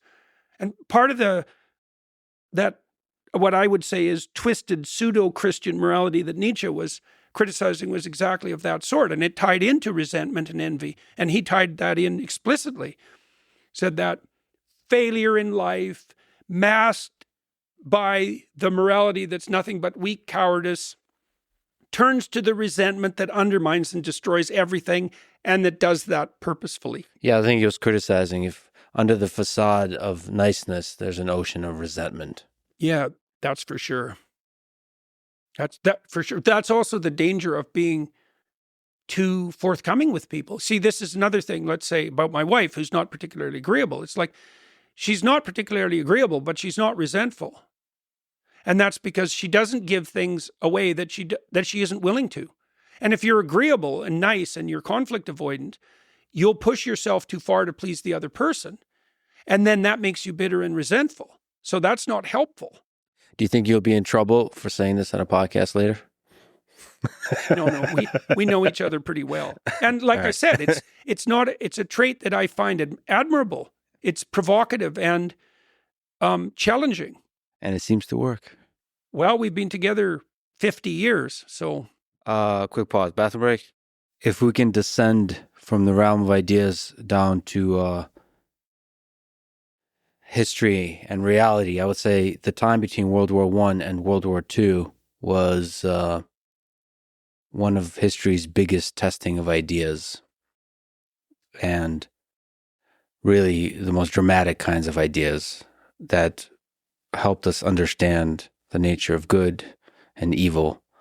I just want to ask you sort of a question about good and evil. Churchill, in many ways, was not a good man. Stalin, as you've documented extensively, was a horrible man. But you can make the case that both were necessary for stopping an even worse human being in Hitler. So to what degree do you need monsters to fight monsters? Do you need bad men to be able to fight off greater evils? It's everything in its proper place is the answer to that. You know, we might think that our life would be easier without fear, let's say. We might say that our life would be easier without anger or pain. But the truth of the matter is that those things are beneficial, even though they can cause great suffering, but they have to be in their proper place. And that capacity that could in one context be a terrible force for evil can, in the proper context, be the most potent force for good. A good man has to be formidable. And partly what that means, as far as I can tell, is that you have to be able to say no. And no means, like, I thought a lot about no, working as a clinician, because I did a lot of strategic counseling with my clients in a lot of extremely difficult situations. And I learned to take apart what no meant. And also when dealing with my own children, because I used no sparingly, because it's a powerful weapon, let's say. But I meant it. And with my kids, what it meant was, if you continue that pattern of behavior, something you do not like will happen to you with 100% certainty. And when that's the case and you're willing to implement it, you don't have to do it very often. With regards to monstrosity, it's like weak men aren't good. They're just weak. That's Nietzsche's observation. That's partly, again, why he was tempted to replace the will to power, let's say, and to deal with that notion in a manner that, when it was tied with the revaluation of all values, was counterproductive. Counterproductive in the final analysis. It's not like there wasn't something to what he was driving at. Formidable men are admirable, and don't mess with them. Douglas Murray's a good example of that. He's a rather slight guy, but he's got a spine of steel, and there's no more than a bit of what's a monstrous in him. And Jocko Willink is like that, and Joe Rogan is like that, and you're like that. But there's a different level. I mean, if you look, to me, Churchill might represent the thing you're talking about, but World War II, Hitler would not be stopped without Stalin. Well, I wonder, yes. And if I may insert into this picture of complexity, Hitler would have not stopped until he enslaved and exterminated the entirety of the Slavic people. The Jewish people, the Slavic people, the Gypsies, everybody who's non-Aryan. But then Stalin, in the mass rape of German women by the Red Army as they marched towards Berlin, is a kind of manifestation, the full monstrosity that a person can be. You can easily be in a situation. You can easily, unfortunately, find yourself in a situation where all you have in front of you are a variety of bad options. That's partly why, if you have any sense, you try to conduct yourself very carefully in life, because you don't want to be in a position where you've made so many mistakes that all the options left to you are terrible. And so you said, well, was it necessary to ally with Stalin? It's like, well, it's very difficult to second guess the trajectory of something as complex as World War II, but we could say casually, at least as Westerners have in general, that alliance was necessary. Now, I think the mistake that the West made in the aftermath of World War II was in not dealing as forthrightly with the catastrophes of communism as an ideology as we did with fascism. And that's especially true of the intellectuals in the universities. I mean, it was very common when I was teaching both at Harvard and at the University of Toronto for the students in my personality class, where we studied Solzhenitsyn, who's actually an existential psychologist in many ways and a deep one. None of them knew anything about the Soviet atrocities. None of them knew anything about what happened in Ukraine and the death of 6 million productive people. Had no idea that the communists killed tens of millions of people in the aftermath of the Russian Revolution. They know even less about Mao and the Great Leap Forward. Right. Which some estimates are 100 million people. Now, when your error bars are in the tens of millions, well, that's a real indication of a cataclysm, and nobody knows how many people died from direct oppression or indirect in the Soviet Union. 20 million seems like a reasonable estimate. Solzhenitsyn's upper bound was higher than that. And how do you measure the intellectual output that was suppressed and killed off? The number of intellectuals, artists and writers that were put into the productive gulags. Farmers, for that matter, and anyone who was willing to tell the truth. Right, absolutely. So, yeah, catastrophic. And so I think the West's failure wasn't so much allying with Stalin. I mean, it was Douglas MacArthur who wanted to continue. He thought we should just take the Soviets out after the Second World War. And they removed them from any position of authority where such a thing might be made possible. And people were tired. But was MacArthur wrong? Well, he certainly wasn't wrong in his insistence that Stalin was as big a monster as Hitler, or bigger. So the valorization of the leftist proclivity, the radical leftist proclivity, is the sin of the West, I think, more intensely than allying with Stalin. Tricky, nuanced topic, but if we look at the modern day and the threat of communism, Marxism in the United States, to me, it's disrespectful to the atrocities of the 20th century to call somebody like Kamala Harris a communist. Mm-hmm. But I see the sort of escalation of the extremeness of language being used. When you call somebody like Donald Trump a fascist, then it makes total sense to then use similar extreme terminology for somebody like Kamala Harris. But maybe I could ask your evaluation. If you look at the political landscape today, somebody like Joe Biden and Kamala Harris? Well, the first thing I would say is that I think that viewing the political landscape of today as a political landscape is actually wrong. I think it's not the right frame of reference, because what I see happening are a very small percentage of dark tetrad personality types, so Machiavellian, manipulative, narcissistic, wanting undeserved attention, psychopathic, that makes them predatory parasites, and sadistic, because that goes along with the other three.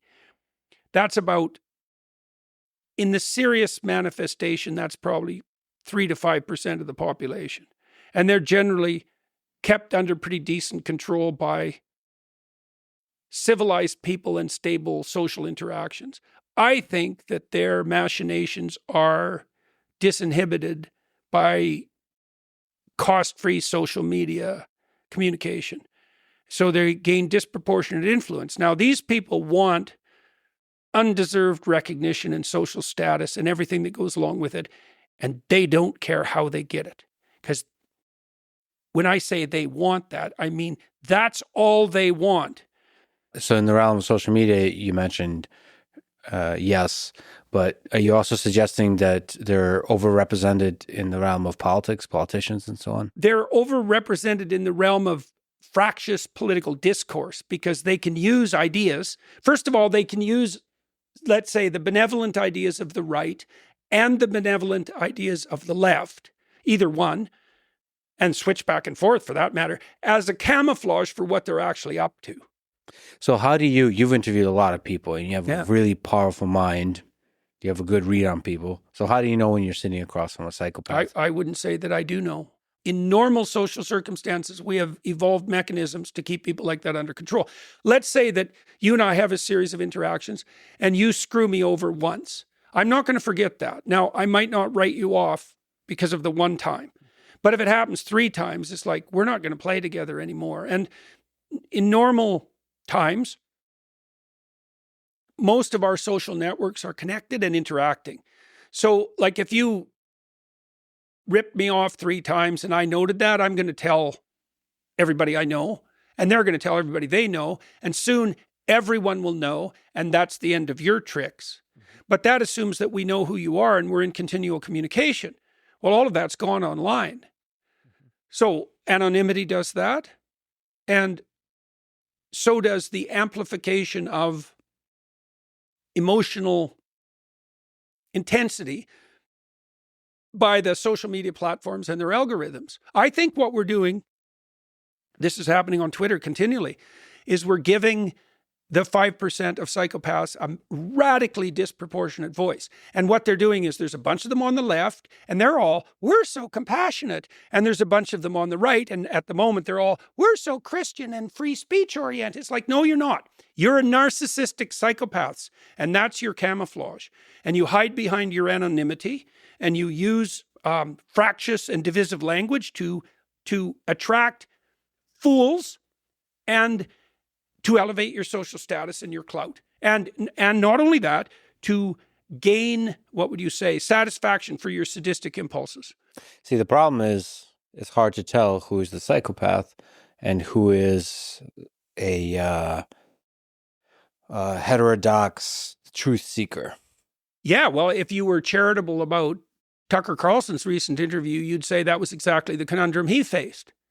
And it is hard. Like, I've thought about, for example, interviewing Andrew Tate. And I thought, I don't think so. And then I thought, why? I figured it's not obvious to me at all that he wouldn't charm me. So I knew this guy, Robert Hare. Robert Hare was the world's foremost authority on psychopathy. He established the field of clinical analysis of psychopathic behavior. And Hare was a pretty agreeable guy. So, you know, he would give people the benefit of the doubt. And he interviewed hundreds of serious psychopaths, like imprisoned violent offenders. And he told me in one of our conversations that every time he sat down with a violent offender psychopath, and he had a measure for psychopathy that was a clinical checklist, so he could identify the psychopaths from just the, say, run-of-the-mill criminals. Every time he sat down with them, they pulled the wool over his eyes. And it wasn't, he videotaped the interviews. And it wasn't until later when he was reviewing the videos that he could see what they were doing. But in person, their tricks were more sophisticated than his detection ability. Well, okay, this is fascinating because, again, you're a great interviewer. I would love it if you interviewed somebody like Putin. So this idea that you are a fool in the face of psychopathy, it just doesn't jive with me. I'm an agreeable guy. That's the problem. I'll give people the benefit of the doubt. Right. But that's good because the way you reveal psychopathy is by being agreeable, not weak, but seeking with empathy to understand the other person. And in the details, in the little nuanced ways that they struggle with questions, the psychopathy is revealed. So we're kind of, just to separate the two things. So one, overrepresentation of psychopathy online with anonymity, that's a serious, fascinating problem. But in the interview, one-on-one, I don't know if the job of a human being in conversation is to not talk to psychopaths, but to talk, I mean, like, how would you interview Hitler? Well, I've had very difficult clinical interviews with people in my clinical practice. And so how do you approach that? Well, I really probably approach that the way I approach most conversations. And it's something like, I'm going to assume that you're playing a straight game, but I'm going to watch. And if you throw the odd crooked maneuver in, then I'll note it. And after you do it 3 times, I'll think, okay, I see. I thought we were playing one game, but we're actually playing another one. And if I'm smart enough to pick that up, that usually works out quite successfully for me. But I'm not always smart enough to pick that up. But see, here's the nice thing. There's the one-on-one conversation that's not recorded is different than one that's listened by a lot of people, because I would venture I trust the intelligence of the viewer and the listener to detect even better than you. Yes, and I think that's true, by the way. To detect the psychopathy. Yeah, I've had the odd interview with people that I wasn't happy with having organized because I felt that I had brought their ideas to a wider audience than might have been appropriate. But my conclusion and the conclusion of my producers and the people I talked to was that we could run the interview, the discussion, and let the audience sort it out. And I would say they do. So I think as a general rule of thumb, that's true. And I also think that the long form interviews are particularly good at that because it's not that easy to maintain a manipulative stance, especially if you're empty for like 2.5 hours. Yes. You get tired, you get irritable, you show that you lose the track, you're going to start leaking out your mistakes. And that actually is the case for all the world leaders. I would say 1 hour is too short. Mm-hmm. Something happens at like 2 hour plus mark where you start to leak, and I'm trusting the intelligence of the listener to sort of to detect that. Yeah, and it might be the intelligence of the distributed crowd, and I mean that is what I've seen with the YouTube interviews is that it's hard to fool people as such over a protracted period of time, and I guess it's partly because everybody brings a slightly different set of falsehood detectors to the table. And if you aggregate that, it's pretty damn accurate. But of course, it's complicated because ideas of Nazi ideology spread in the 1920s. There was a real battle between Marxism and Nazism. Oh, yeah. And I believe there's some attempts at censorship of Nazi ideology. Censorship very often does the opposite. It gives the fringe ideologies power if they're being censored, because that's an indication that the man in power doesn't want the truth to be heard. This kind of idea, and that just puts fuel to the fire. It also motivates the paranoid types because one of the reasons that paranoia spirals out of control is because paranoid people almost inevitably end up being persecuted because they're so touchy and so suspicious that people start to walk on eggshells around them as if there are things going on behind the scenes. And so then they get more distrustful and more paranoid. And eventually they start misbehaving so badly that they are actually persecuted, often by legal authorities. And, it's down the rabbit hole they go. And so, Musk is betting on that to some degree, right? He believes that free expression on Twitter, X, will sort itself out and be of net benefit. And I follow a lot of really bad accounts on X because I like to keep an eye on the pathology of the left, let's say, and the pathology of the right, thinking, at least in my clinical way, that I'm watching the psychopaths dance around and try to do what their subversion. And it's an ugly place to inhabit, that's for sure.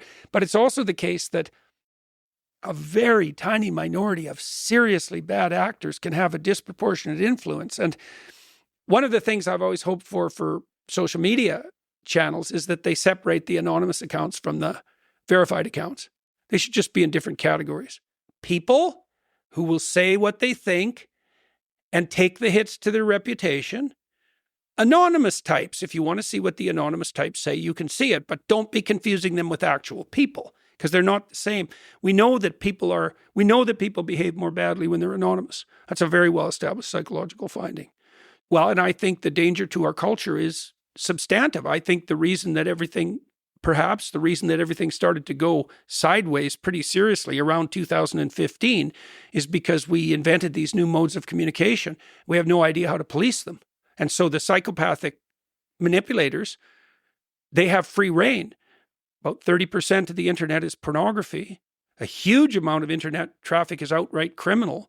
And there's a penumbra around that that's, psychopathic, narcissistic, troublemaking trolls. And that might constitute the bulk of the interactions online. And it's partly because people can't be held responsible. So the free riders have free reign. It's a fascinating technical challenge. Yeah. Of how to make our society resilient to the psychopaths on the left and the right. Yeah. It might be the fundamental problem of the age, given the amplification of communication by our social networks. And sort of to generalize across psychopaths, you could also think about bots. Yeah. Which behave similar to psychopaths in their certainty and not caring. They're maximizing some function. They're not caring about anything else. Attention, Yeah. Short-term attention, even worse.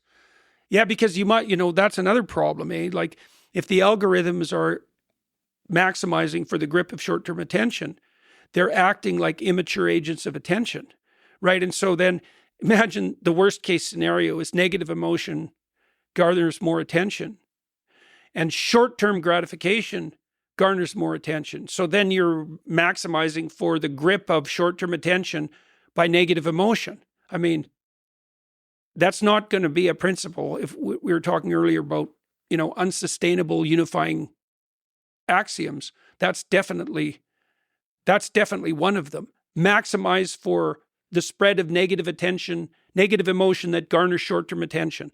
Jesus, brutal.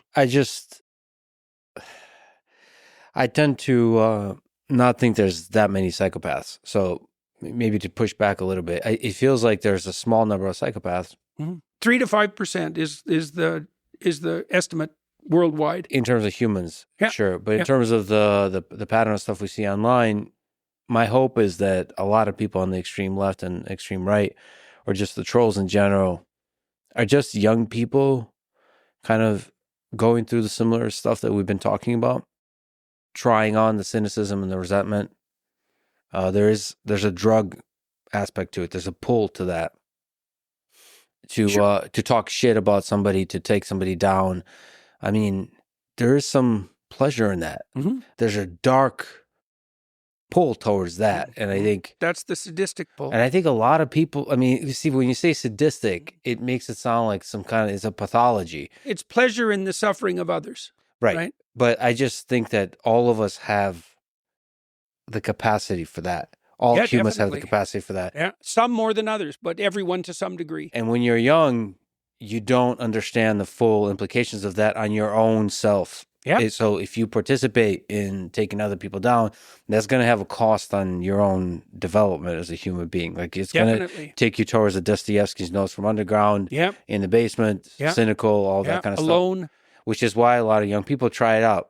The reason is you get older and older, you realize that there's a huge cost to that, so you don't do it. But there's young people that, so like I would like to sort of believe and hope that a large number of people who are trolls are just trying out the derision, no doubt, and then so they can be saved.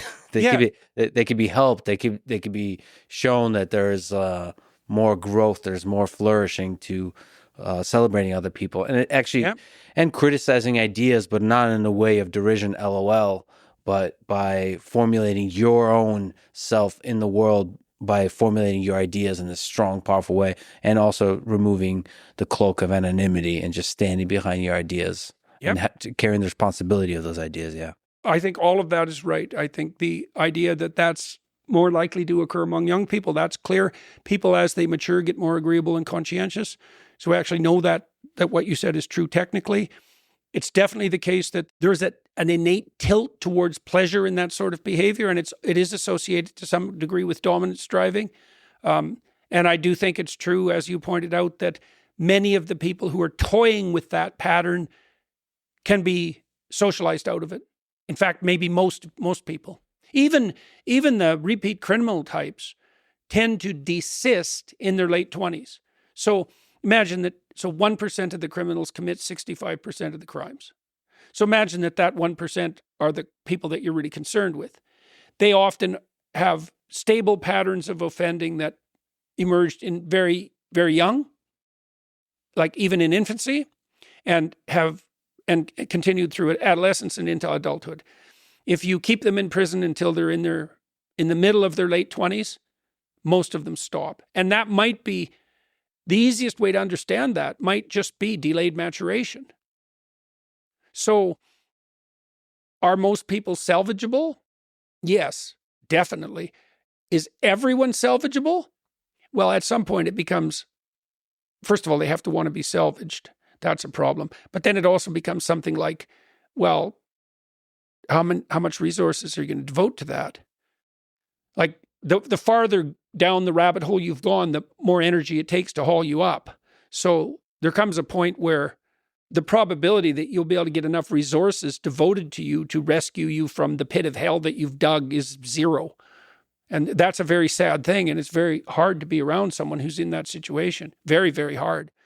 And it seems that it's more likely that the leaders of movements are going to be psychopaths, and the followers of movements are going to be the people that we're mentioning that are kind of lost themselves to the ideology of the movement. Well, we know that what you said is true even historically to a large degree, because Germany was successfully denazified. And it's not like everybody who participated in every element of the Nazi movement was brought to justice, not in the least. The same thing happened in Japan. So to some degree, the same thing happened in South Africa, right? And it's the case, for example, also in the stories that we were referring to earlier, the biblical stories, the patriarchs of the Bible. Most of them are pretty bad people when they first start out. Like Jacob's a really good. Jacob is the one who becomes Israel. He's a major player in the biblical narrative, and he's a pretty bad actor when he first starts out. He's a mama's boy. He's a liar. He steals from his own brother, and in a major way, he deceives his father. He's a coward, and yet he turns his life around. So be careful, the leaders you idolize and worship. But then it's not always clear to know who is the good and who's the evil. Yeah. It's hard. You have been through some dark places in your mind over your life. What have been some of your darker hours, and how did you find the light? Well, I would say I started contending with the problem of evil very young, 13 or 14. And that's been that was my main motivation of study for 30 years, I guess, something like that. At the end of that 30 years, I became more and more interested in fleshing out the alternative. Like once I became convinced that evil existed, and that was very young, I always believed that if you could understand something well enough that you could formulate a solution to it. But it turns out that seeing evil and understanding that it exists is less complicated than a technical description of its opposite. Like what is good? you can say, well, it's not that for sure. It's not Auschwitz. How about we start there? It's as far from Auschwitz as you can get. It's as far from enjoying being an Auschwitz camp guard as you can get. Okay, well, where are you when you're as far away from that as you could possibly get? What does that mean? And it does have something to do with play, as far as I'm concerned. Like, I think the antithesis of tyranny is play. So that took me a long time to figure out that specifically, you know. And so that was very dark. Like, I spent a lot of time studying the worst behaviors that I could discover abstractly in books, but also in my clinical practice and in my observations of people. And so that's rough. More recently, I was very ill and in a tremendous amount of pain, like that lasted pretty much without any break for 3 years. And what was particularly useful to me then was the strength of my relationships, my immediate relationships, my friendships. Also, the relationships that I had established more broadly with people, you know,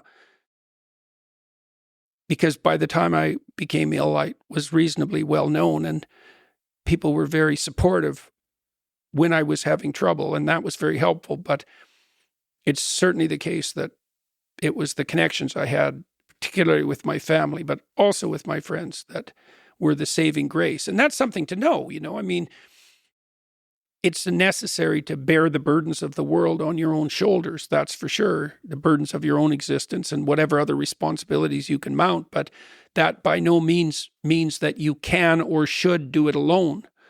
And so, you know, you might say, well, welcoming the adversity of life as a redemptive challenge is a task that's beyond the ability of the typical person or even maybe of anyone.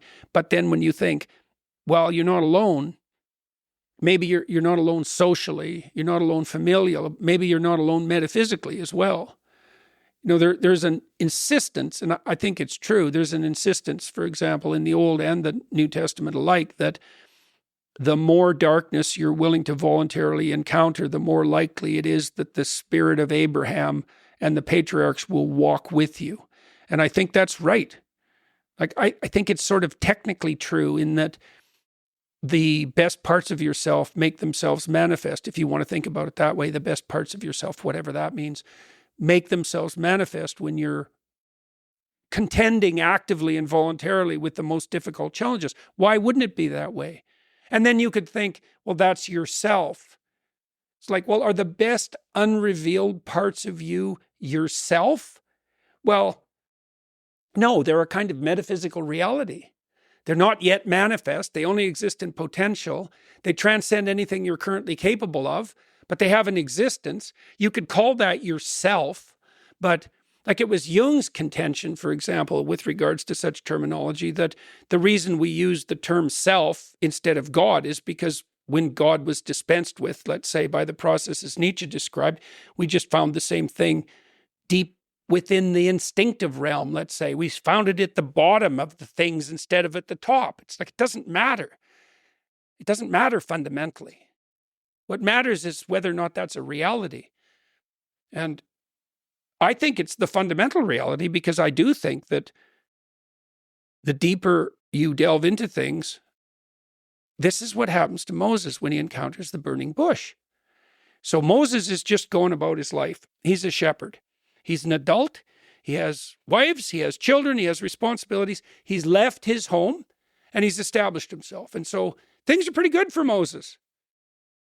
And then he's out by Mount Horeb in that story, but it's the central mountain of the world. It's the same mountain as Sinai, which is the place where heaven and earth touch. And he sees something that grabs his attention, right? That's the burning bush. And bush is a tree. That's life. That's the tree of life. And the fact that it's on fire that's life exaggerated, because everything that's alive is on fire. And so what calls to Moses is like the spirit of being itself, and it tracks him off the beaten track. And he decides to go investigate. So Moses is everyone who goes off the beaten track to investigate.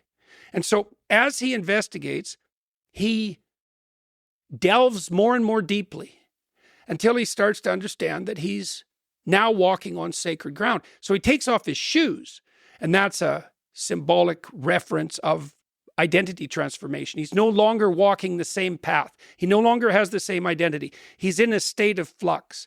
And that's when what happens is that he continues to interact with this calling. And Moses asks what it is that's being revealed. And God says, I'm the spirit of being itself. That's basically the answer. I am what I am. It's a more complex utterance than that. I am what I will be. I am what was becoming. It's all of that at the same time. It's the spirit of being that's speaking to him, the spirit of being and becoming. And it tells Moses that he now, because he's delved so deeply into something so compelling, his identity is transformed and he's become the leader who can speak truth to power. And so he allies himself with his brother Aaron, who's the political arm and who can communicate, and he goes back to Egypt to confront the tyrant. And that's an indication of that idea that if you wrestle with life properly, that the spirit of being and becoming walks with you. And it's like, how can that not be true? Because the contrary would be that there would be no growth in challenge. Well, you have to be infinitely nihilistic to believe that. It's obvious, but it's also just fascinating that hardship is the thing that is that ends up being the catalyst for delving deeply. It's hardship voluntarily undertaken. Well, and it's crucially true. Look, if you bring someone into therapy, let's say they're afraid of elevators, and you trick them into getting near an elevator, you'll make them worse. Mm-hmm. But if you negotiate with them so that they voluntarily move towards the elevator on their own recognizance, they'll overcome their fear and they become generally braver. But it has to be voluntary. See, I got to push back and explore with you the question of voluntarily. Yeah. Let's look at Nietzsche. Yeah. He suffered through several health issues throughout his life. Migraines, eyesight issues, digestive problems, depression with suicidal thoughts. And yet he is one of the greatest minds in the history of humanity. So were these problems that he was suffering, arguably involuntarily, a feature or a bug? That's a good question. The same thing happens in the story of Job, because Job is a good man. God himself admits it. And Satan comes along and says to God, I see you're pretty proud of your man there, Job. God says, yeah, he's doing pretty well. And Satan says, I think it's just because things are easy for him. Let me have a crack at him and see what happens. And God says, yeah, I think you're wrong. Do your worst. Right, and that's how people feel when those slings and arrows come at them, let's say like Nietzsche. Well, Job's response to that, now the story is set up so that what befalls Job is actually quite arbitrary, right? These catastrophes that you're describing. The voluntarism in Job is his refusal to despair even in the face of that adversity. And that seems like something like an expression of voluntary free will. He refuses to lose faith. And the way the story ends is that Job gets everything back and more. And, so that's a descent and ascent story. And a cynic might say, well, the ends don't justify the means. And I would say, fair enough, but that's a pretty shallow interpretation of the story. What it indicates instead is that if you're fortunate, because let's not forget that, and you optimize your attitude even in the face of adversity, that it's not infrequently the case that your fortunes will reverse.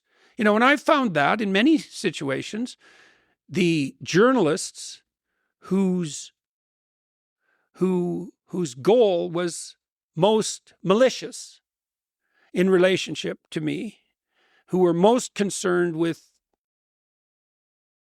improving their own, fostering their own notoriety and gaining social status at my expense, were the ones who did me the greatest favor.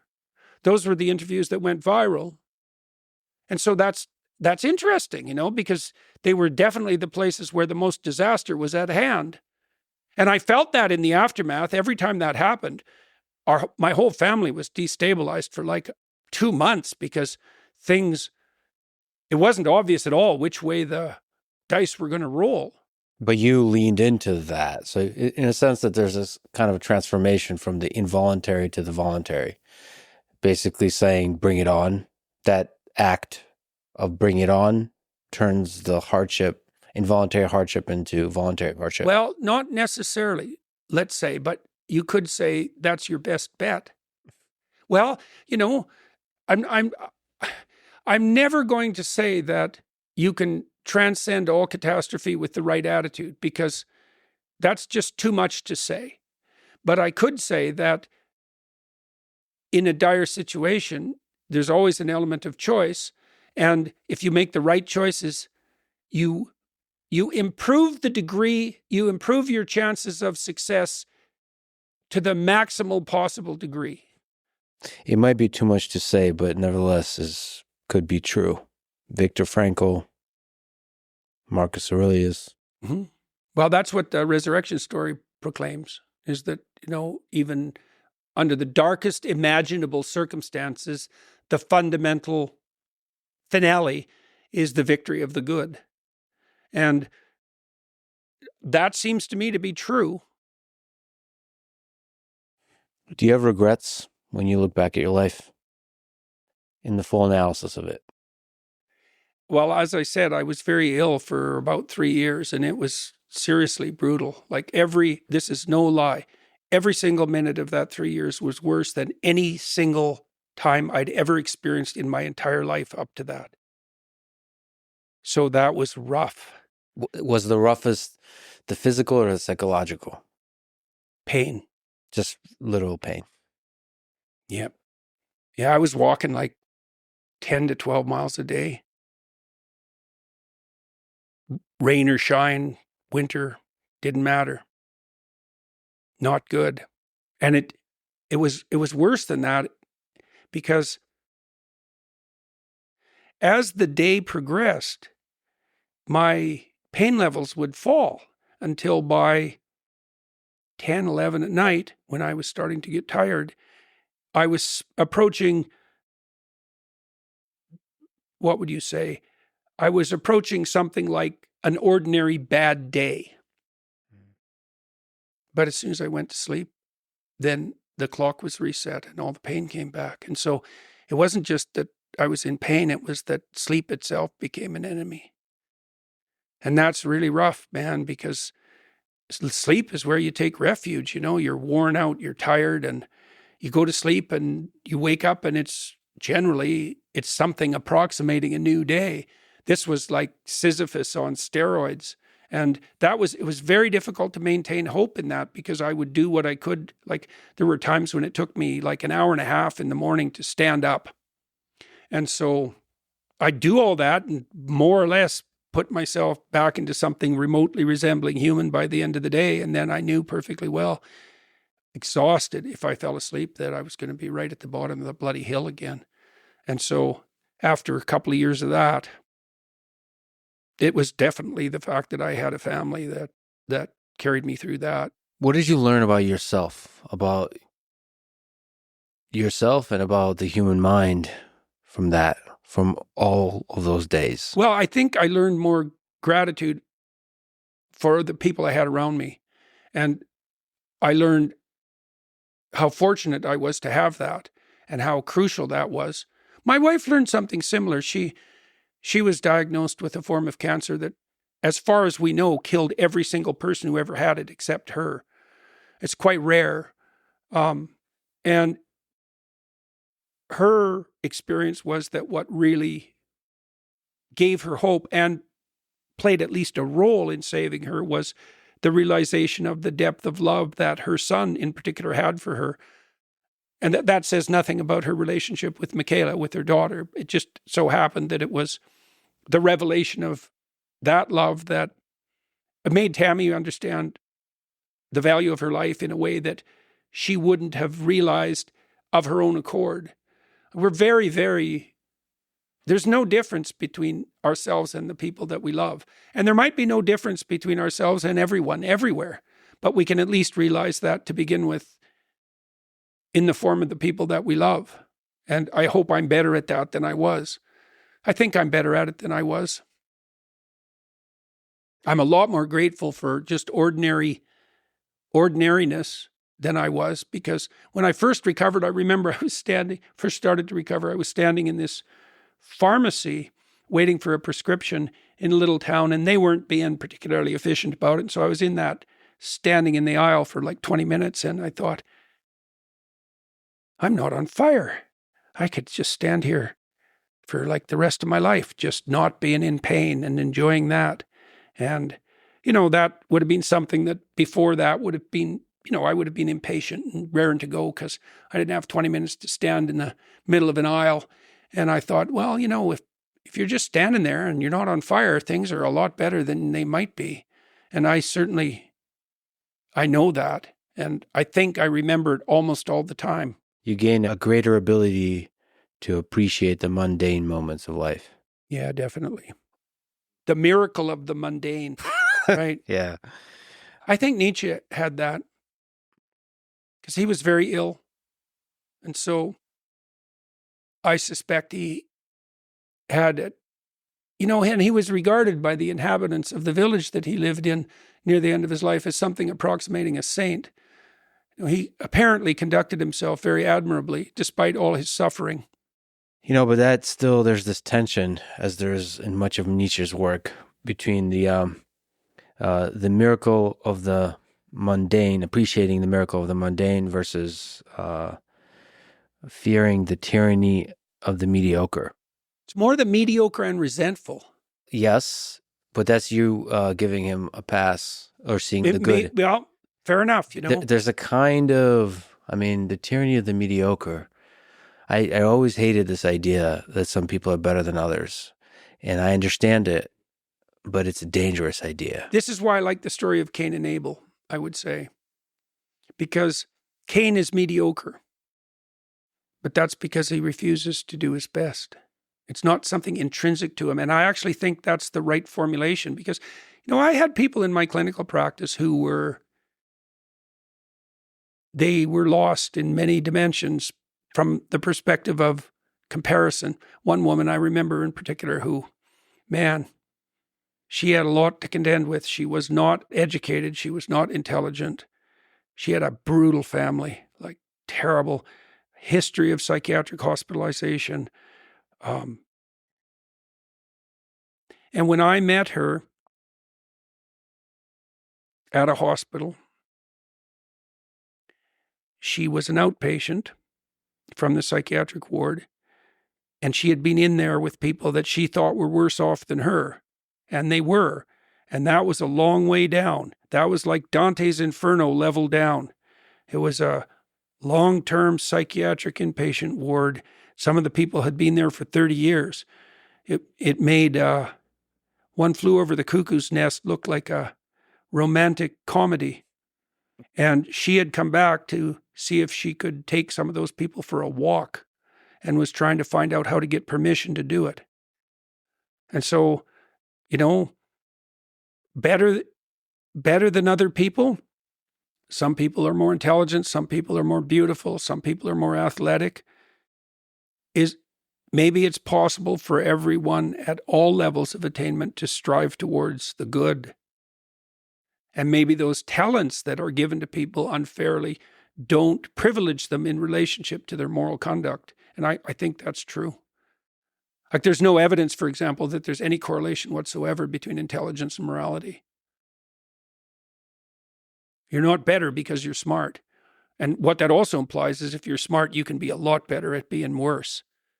I think for myself, I'm just afraid of dismissing people because of my perception of them. Yeah, well, that's why we have that metaphysical presumption that everybody's made in the image of God, right? Despite that immense diversity of apparent ability, there's that underlying metaphysical assumption that, we all vary in our perceived and actual utility in relationship to any proximal goal, but all of that's independent of the question of axiomatic worth. And that, preposterous as that notion appears to be, it seems to me that societies that accept it as a fundamental axiomatic presumption are always the societies that you'd want to live in if you had a choice. And that, to me, is an existence proof for the utility of the presumption. And also, if you treat people like that in your life, every encounter you have, you make the assumption that It's an assumption of it's radical equality of worth despite individual variance in ability, something like that. Man, your interactions go way better. I mean, everyone wants to be treated that way. Look, here's a developmental sequence for you. Naive and trusting. Hurt and cynical. Okay, well, is hurt and cynical better than naive and trusting? It's like, yeah, probably. Is that where it ends? How about cynical and trusting as step 3? Right, and then the trust becomes courage. It's like, yeah, I'll put my hand out for you, but it's not because I'm a fool. And I think that's right, because that's the reinstantiation of that initial trust, right, that makes childhood magical and paradisal. But it's the admixture of that with wisdom. It's like, yeah, we could walk together uphill, but that doesn't mean, and I'll presume that that's your aim, but that doesn't mean that I'm not going to watch. What's a better life? Cynical and safe, or hopeful and vulnerable to be hurt? Oh, you can't dispense with vulnerable to be hurt. That's the other realization. It's like you're going to stake your life on something. You could stake your life on security, but it's not going to help. You don't have that option. So what do you do when you're betrayed, ultimately, by some people you come across? Grieve and look elsewhere. Do what you can to forgive, and not least so you lighten your own burden. Maybe do what you can to help the person who betrayed you. And if that all proves impossible, then wash your hands of it and move on to the next adventure. And do it again. Yeah, yeah. Boy, this life, something else. We've been talking about some heavy, difficult topics, and you've talked about truth in your Nietzsche lectures and elsewhere. When you think, when you write, when you speak, how do you find what is true? Hemingway said, all you have to do is write one true sentence. Yeah. How do you do that? Well, I would say first that you practice that. It's like that question is something, and Hemingway knew this, at least to some degree, and he certainly wrote about it, is that you have to orient your life upward as completely as you can, because otherwise you can't distinguish between truth and falsehood. It has to be a practice.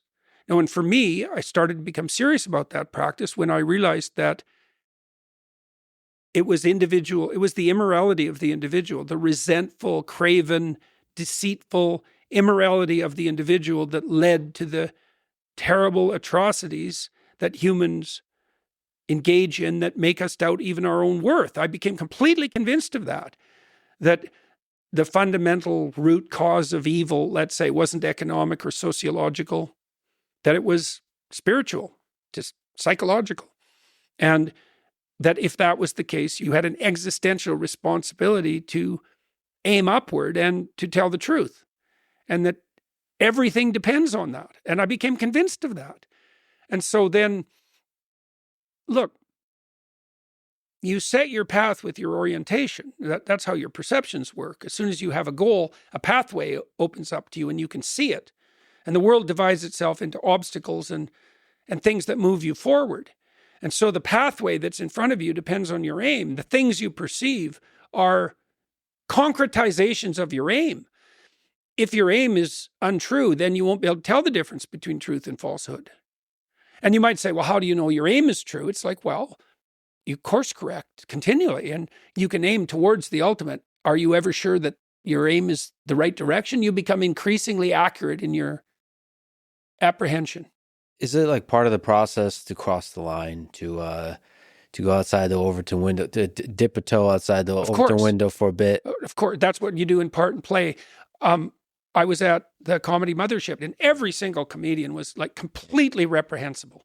All they were doing was saying things that you can't say. Yeah. Well, but it was in play. What I'm trying to do in my lectures is I'm on the edge. Like I have a question I'm trying to address, and I'm trying to figure it out. I don't know where the conversation is going. Truly, like it's an exploration. And I think the reason that the audiences respond is because they can feel that. It's a high wire act, and I could fail. And, my lectures have degrees of success. Sometimes I get real fortunate and there's a perfect narrative arc. I have a question, I'm investigating it. It comes to a punchline conclusion just at the right time. And it's like the whole act is complete. And sometimes it's more fragmented, but I can tell when the audience is engaged because everyone's silent.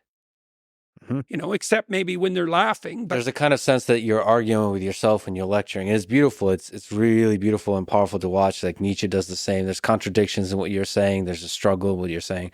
But I do think that when you're doing the same on the internet, you get punished for the deviations. You get punished for the exploration, especially when that explores outside the Overton window. Look, if you're going to play hard in a conversation to explore, you're going to say things that are edgy, right? That are going to cause trouble and that might be wrong. And that's another reason why free speech protection is so important. You actually have to protect the right, let's say in the optimal circumstance, you have to protect the right of well-meaning people to be wrong. Yeah. Now, you probably have to go beyond that to truly protect it. You have to even protect the right of people who aren't meaning well to be wrong, and we also need that because we're not always well-meaning. But I don't, the alternative to that protection would be the insistence that people only say what was 100% right all the time. I guess this is a call to our fellow humans not to reduce a person to a particular statement, which is what the internet tends to want to do. Especially if it's the worst thing they ever said. Yeah. Yeah, because anyone judged by that standard is doomed unless they're silent. But it also just makes you not want to play. Yeah, right. Not want to take sort of radical thought experiments and carry out to a natural conclusion. Yeah, well, that's kind of the definition of a totalitarian state. Yes. No one's playing in a totalitarian state ever. But in this case, it's an emergent one. Yeah. With psychopaths roaming the landscape. Yeah. Well, the barbarians. That might be the general pattern of totalitarianism. Well, in totalitarianism, there's usually one psychopath, not multiple. Yeah, but everyone else is complicit, at least in their silence. Yeah. Does the study of the pathology of psychopaths online wear on you? Yes, definitely. Do you ever consider doing less of that? Yes. Yes, definitely. But,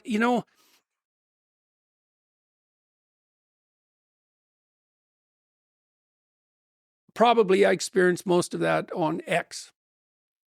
But that's also where I find most of my guests. That's also where I get a sense of the zeitgeist, which is necessary. For example, if you're going to be a podcast host, it's necessary for me to make my lectures on point and up to date, to get a sampling of the current moment.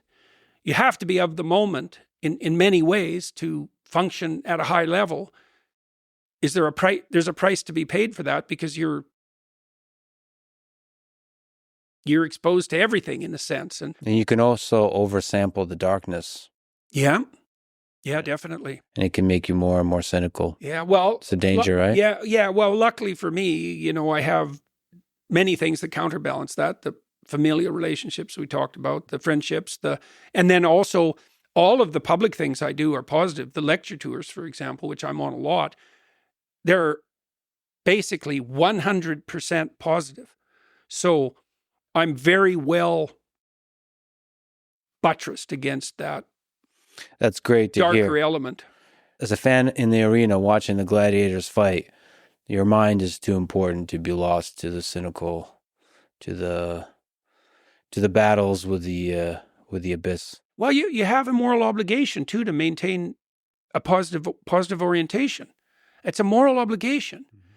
The future is, of course, rife with contradictory possibilities, and I suppose in some ways the more rapid the rate of transformation, the more possibility for good and for evil is making itself manifest at any moment. But it looks like the best way to ensure that the future is everything we wish it would be is to maintain faith that that is the direction that will prevail. And I think that's a form of moral commitment when it's not just naive optimism. Well, Jordan, thank you for being courageous and being the light amid the darkness for many, many people. And thank you for once again talking today. Thanks very much for the invitation and for the conversations. It's always a pleasure to see you. And you're doing a pretty decent job yourself about there illuminating dark corners and and bringing people upward. I mean, you've got a remarkable thing going with your podcast, and you're very good at it. Thank you, Jordan. Thanks for listening to this conversation with Jordan Peterson. To support this podcast, please check out our sponsors in the description. And now, let me leave you with some words from Friedrich Nietzsche. I would like to learn more and more to see as beautiful that which is necessary in things. Then I shall be one of those who make things beautiful. Thank you for listening, and hope to see you next time.